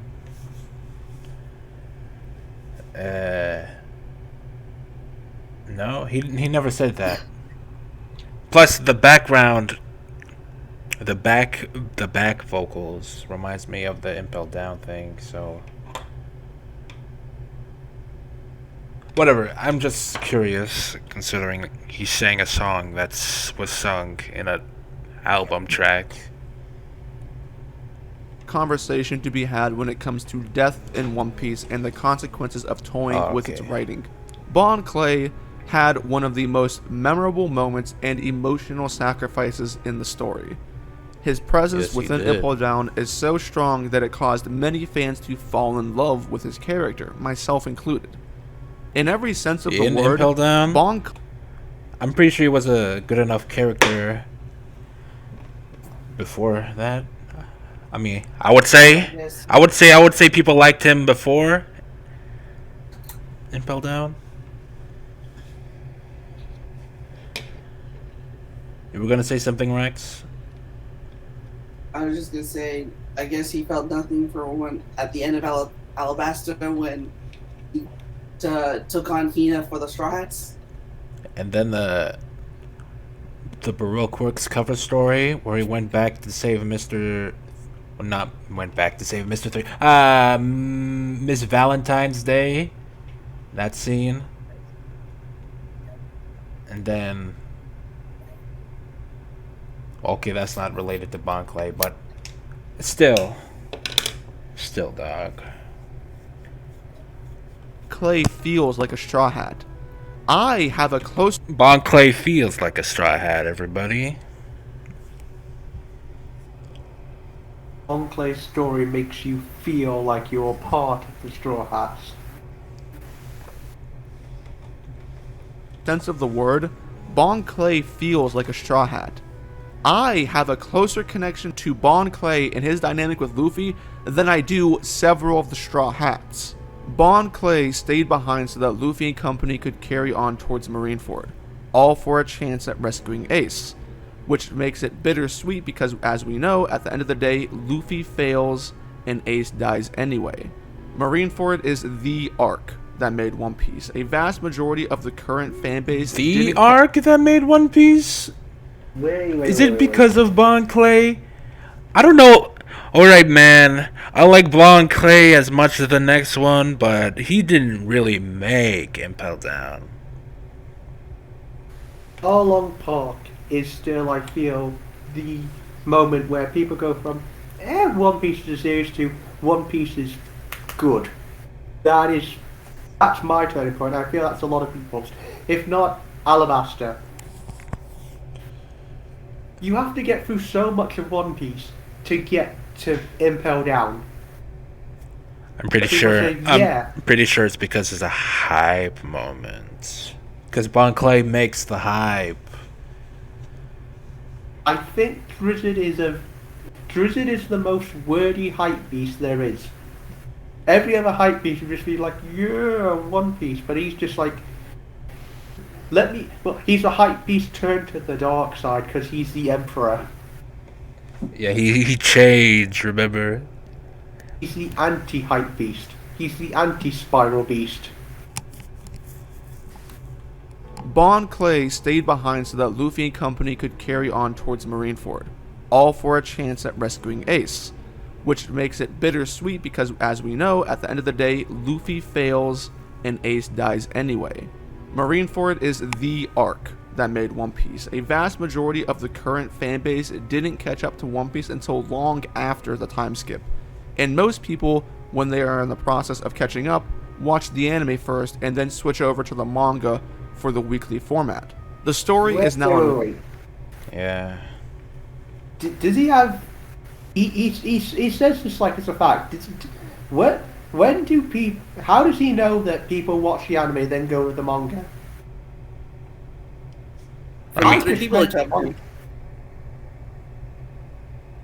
Sorry, you guys go. Yeah, Dritz, you go first, then Ryder.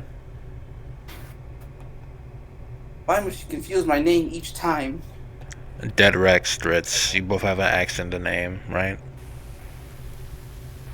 One doesn't have an X, the other one does. Hey, don't forget what I said. Please continue, Dead Rex.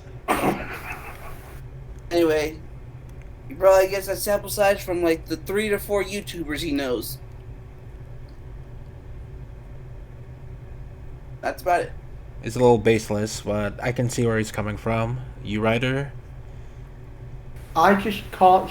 I just don't know how I just don't know how he knows, because he's saying people did it this way. It's like, how do you know this, Dritz? Where is your information coming from? How can you be certain that people got into the anime, then the manga? I got into it. Well, I got into it through the original dub, which was terrible, which dropped me off One Piece, and then I got into the manga, and then I watched a bit of the anime, and like, oh no, the pacing is garbage.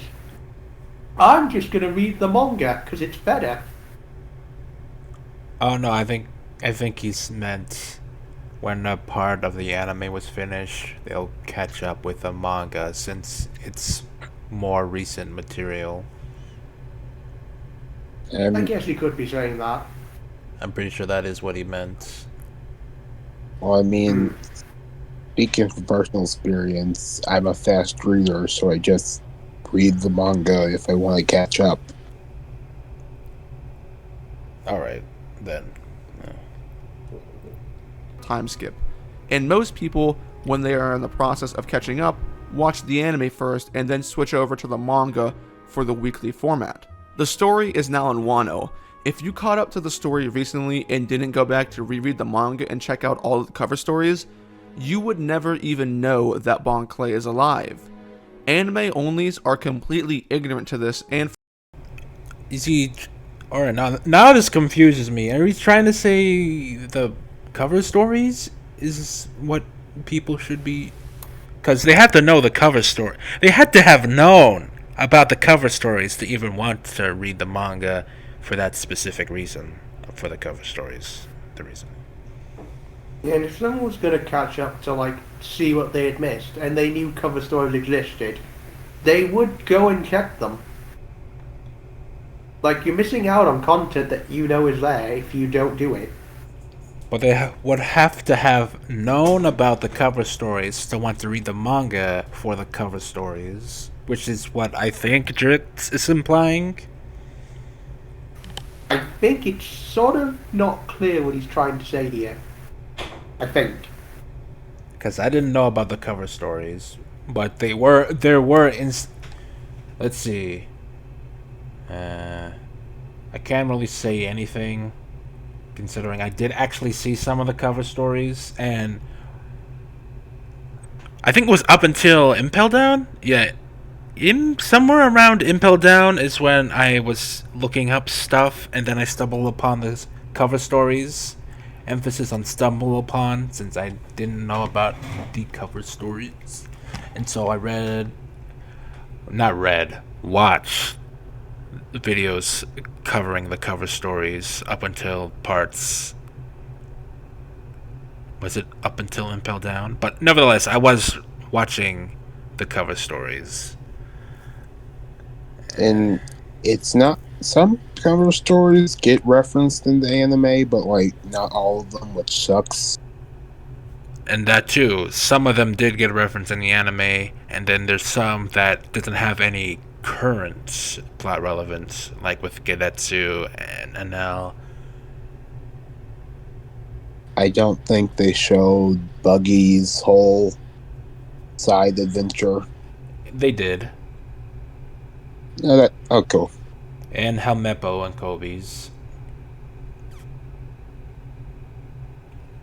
Nevertheless, the anime should really do the cover stories. for good reason. Most people would assume that Bon Clay was killed by Magellan because the circumstances that he was left in weren't pretty. Let's go back in time to recap and you'll understand. Bon Clay impersonates Magellan with his devil fruit ability in order to open the gates so that Luffy can escape. Because he was an authority figure, people didn't question his confusing and contradicting orders in the situation that they were in. Once the real Magellan realized that something went wrong, he charged back into the communications room and encountered Bon Clay. Throughout Impel Down, Magellan shows that he doesn't care about the well-being of the prisoners who are there. He has poisoned numerous allies and foes alike, leaving them there to suffer the fate of his poison.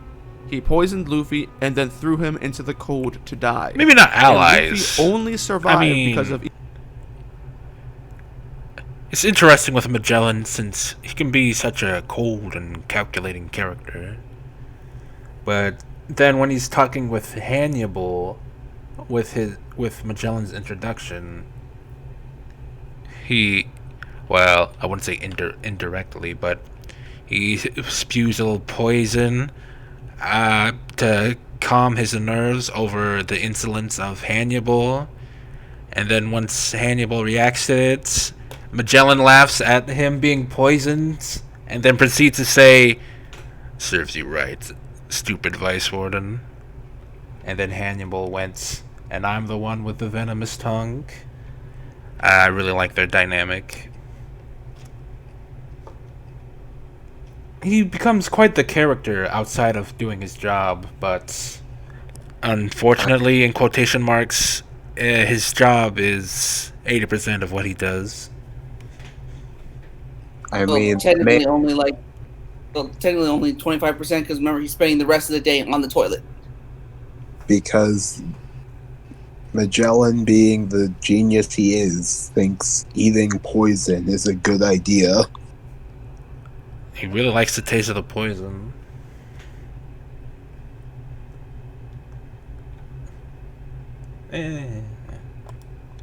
Ivankov and a miracle. Alright, on the point, he did it once, poison.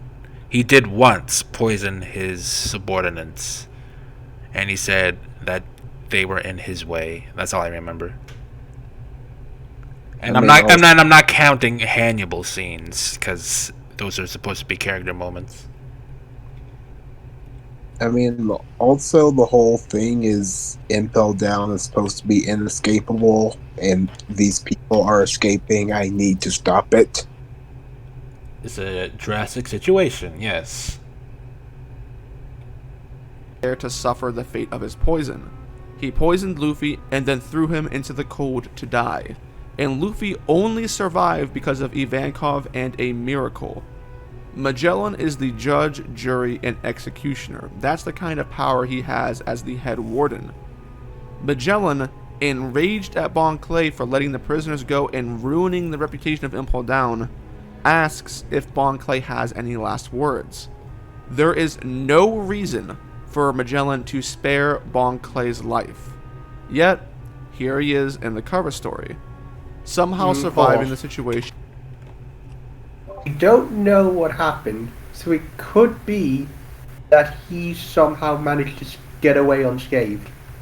Well, I wouldn't even say that. It's possible that Magellan did kind of what he did with Luffy, poisoned him, and then just tossed him in a cell. But then the other Okamas probably found him and and restored him. Yeah, because as far as you know, Magellan doesn't know about the thing that Luffy... Magellan... No one should even know about New Common Land. Still. Yeah, so it's just like poison, throw him down the hole. And if he does die, if he technically disappears, Magellan would just chalk it up to, no, he's dead. The devil... deviling away? I believe that's what they said. I believe it was called deviling away. You know, when members of Impel Down gets teleported. Whatever. But yeah. It's a lot of mites, but it's still very likely that it happened. Just because we don't see it. One more thing. He just says the one cover page as if there's nothing else connecting to it, so we really don't have context. Maybe it's just the one page, who knows?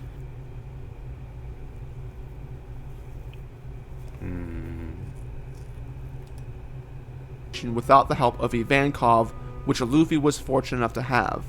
And not only did Bon Clay survive, he managed to escape to the safest area in Impel Down, an area which the guards don't know exists and is basically a paradise. Now that's just him. Now that's his own assumptions. He's saying he escaped. He doesn't even know, but he's asserting that this is what's happened.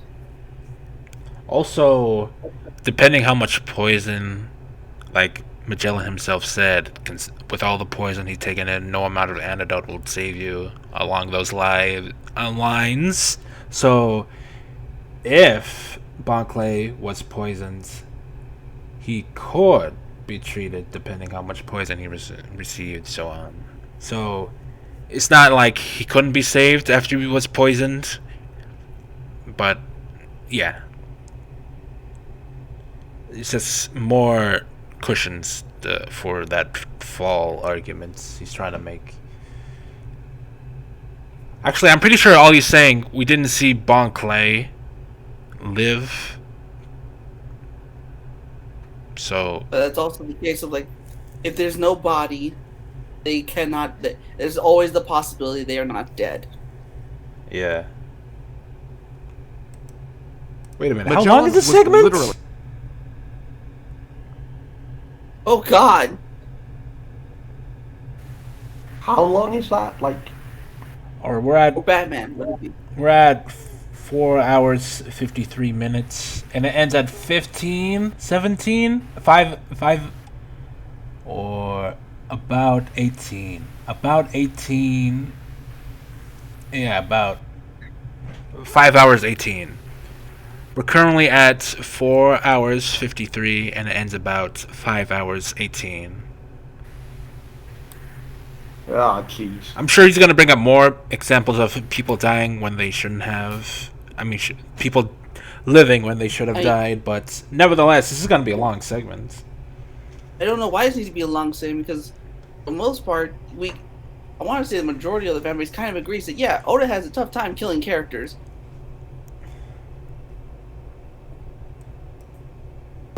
Right in front of him.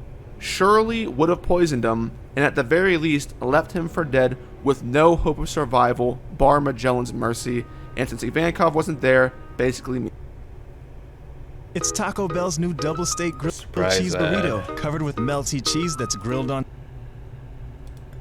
Sorry about that. Basically means death. This spits in the face of Bon Clay's sacrifice in more ways than one. It's one thing for Bon Clay to have survived the situation because there is probably some way that can be written into the story.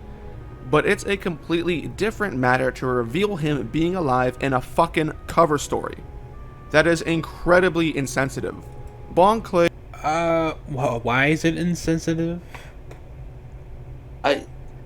He's making it sound like Bon Clay is, like, miraculous, this revelation that Bon Clay is alive, he makes it sound like this happened, like, right after his sacrifice. It's been 2-ish years. Actually, more. It's been, let's see. Impel Down, and remember, this is chapter 666, he said? Yes. Yeah. Let's see. I'm just trying to look it up. On to that. It's not like... Okay. Is he trying to say that Bon Clay is important to the overall story of One Piece? Because he's not that important. No, he's both mad that Bon Clay is alive, and he's also mad that Bon Clay is alive in apparently the most uninteresting way possible. It's not like cover stories cover the story? Question mark. Okay, let's see. If we're going by the last chapter of Impel Down, which was 549 and 666, we're looking at over 150 chapters. That's nearly 3 years. 3 years. Ooh, that is 3 years. Damn. Because, yeah. Oh, I was saying 2-ish years, like, in One Piece time. No, One Piece time, it's at least been like 2 years and some months. So, yeah.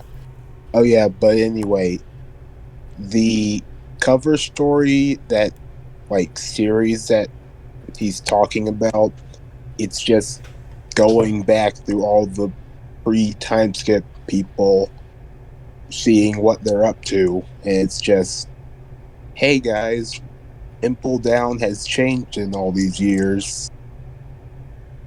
Here's the new wardens, yada yada. Saldev got a little taller. Bon Clay's alive. I'm not sure what he means by a disrespectful manner. Because... I'm guessing it's because he died. Is it because he was presumed dead is why it was disrespectful? Even though that happens to literally every other character. Well, maybe not as definitely not as drastic as Bon Clay, but other people you would presume to have been dead. Until, you don't actually presume that since he doesn't kill off characters. But, yeah. Bon Clay is not unique in this story subject. Also, like, in a lot of stories, until you see a body, the character basically isn't dead. Yeah, I said that earlier. Should at the very least be involved in a future plot point that reveals his fate in a I was correct. He just wants Bon Clay back in the story. What future plot point is he going to come back anyway? He's in Impel Down. He's not going to break out. He might break out. Just we don't know if he is gonna break out. Yeah, for the most part, he has no reason to break out. From everything I can even tell about his character, being the new ruler of anything resembling the Okama way is, or at least something like what Eva would do, seems to be his dream. So this is a high honor. This is a high honor for Bon Clay. I would presume be the new ruler. I'd say the only way for Bon Clay to leave Impel Down is if he knew Straw Hat was in trouble. So I have to help him. I'm alive and I'm his friend. But at the same time, no information like that has been released that Bon Clay would need to go to Luffy's side. Ooh, on that, if he ever caught wind, if Straw Hat was ever in trouble, I'm pretty sure he would do everything he can to help him. But on that, would he be a part of the Straw Hat fleet? Yes. If he also would he come out of New Kama Land after hearing about the Straw Hat fleet? That was what I was trying to say. Would he initiate himself in the Straw Hat fleet if he ever heard that Straw Hat had one? I don't know, because I don't see him breaking out just to join the Straw Hat fleet. I would see him breaking out more so to help Luffy if newspaper said something oh hey, he's gonna be beheaded or something. I think so too, because he's his own guy. He's not gonna piggyback on Straw Hat even if they are friends, since I'm pretty sure being the new ruler of New Kama is a high honor and maybe a dream he might have been fulfilled. So everything with Bon Clay is set. He's a done character, as you can say. I just have to say I'm going to bed in a few minutes, so that'll be probably it for me today. Alright. Honestly, I don't know if we could make it through this entire section. I'll find... One of us will find a good spot. Cover story. That is incredibly insensitive. Bon Clay should at the very least be involved in a future plot point that reveals his fate in a satisfying way. This is the opposite of satisfying. It's jarring. It's due to things like this that have made many people criticize Oda for not being able to stick to the stakes in any of his arcs, resulting in the questioning of every single character death that seemingly happens. Pell surviving the nuke that wiped Megaton off the map in Fallout 3 was awful. Everyone knows this, and it's one of the biggest faults in Alabasta. There is no defending it. but at least that narrative was written into the story. Pell was shown on screen to have survived and then come back. Bon Clay, a way more relevant character than Pell could ever be. Yeah. Pell wasn't shown on screen to have survived. He just popped up like, hey, I survived. I thought you were dead. I got over that.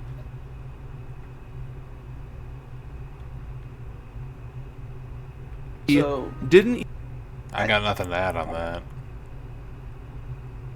I don't know, it's just like Drit's kind of twisting the scenario a bit. Even get the same luxury as a bird. How can the audience believe in consequences and the importance of character relationships when things like this and then Pound exist? It's because of stuff like this that people still think Monet, Virgo, and Pedro are still alive. If you are an aspiring how can anyone? How? Like that one's like questionable. That one's like. Honestly, I can't even fault them for thinking. Also, I was also. So, okay, one of us is speaking. We need to take turns here. Yeah. You go first. Yeah. I can see why people would think Pedro was alive, but they did have a moment. Like, if anything, they had a moment. They had a moment reminiscing. And you start reminiscing about someone, I'm pretty sure they are dead. I'm pretty sure Oda isn't that careful about his characters, that reminiscing about someone being dead and then bringing them back alive. Yeah, okay. Not to mention, another person died, so the floodgates would have... I don't know how to feel about Pedro, but I can see how people would think he would be alive. Also, I didn't know Virgo died. What about Monet? She's like the one that I want to say out of all three confirmed the most dead due to the fact that Caesar stabs her heart. She stabs her heart. Yeah, he stabs her heart. I thought she was dead, but I was unsure what happened to Virgo. Virgo was left caught in the explosion of the factory in pieces, so I don't know. His fate is the most uncertain, but at the same time, like being left in that state in an explosion doesn't exactly fair your chances for survival either. So unless he does come back, I'm gonna say he is dead. And I don't remember the refinery exploding, so that could help a bit in me knowing if he was alive. Well, I could have it was both exploding and also filling up with gas, considering the law cut the place in half. If it didn't explode and kill him, Land of the Dead would definitely have gotten to him. Yeah, Monet was trying to stop the explosion, if I recall correctly. No, she was going to cause the explosion, kill everyone. Then Caesar inadvertently stopped her.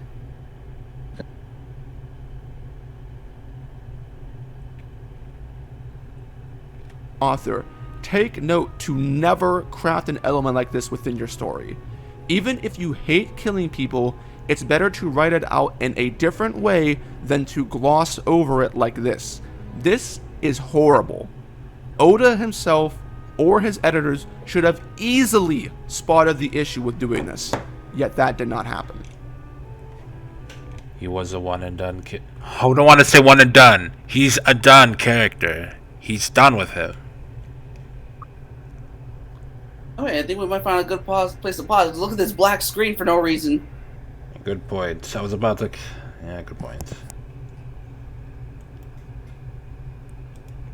Honestly, anything else you would have to say is new information. Completely new information. I guess that's where we'll stop. And now I have stopped recording.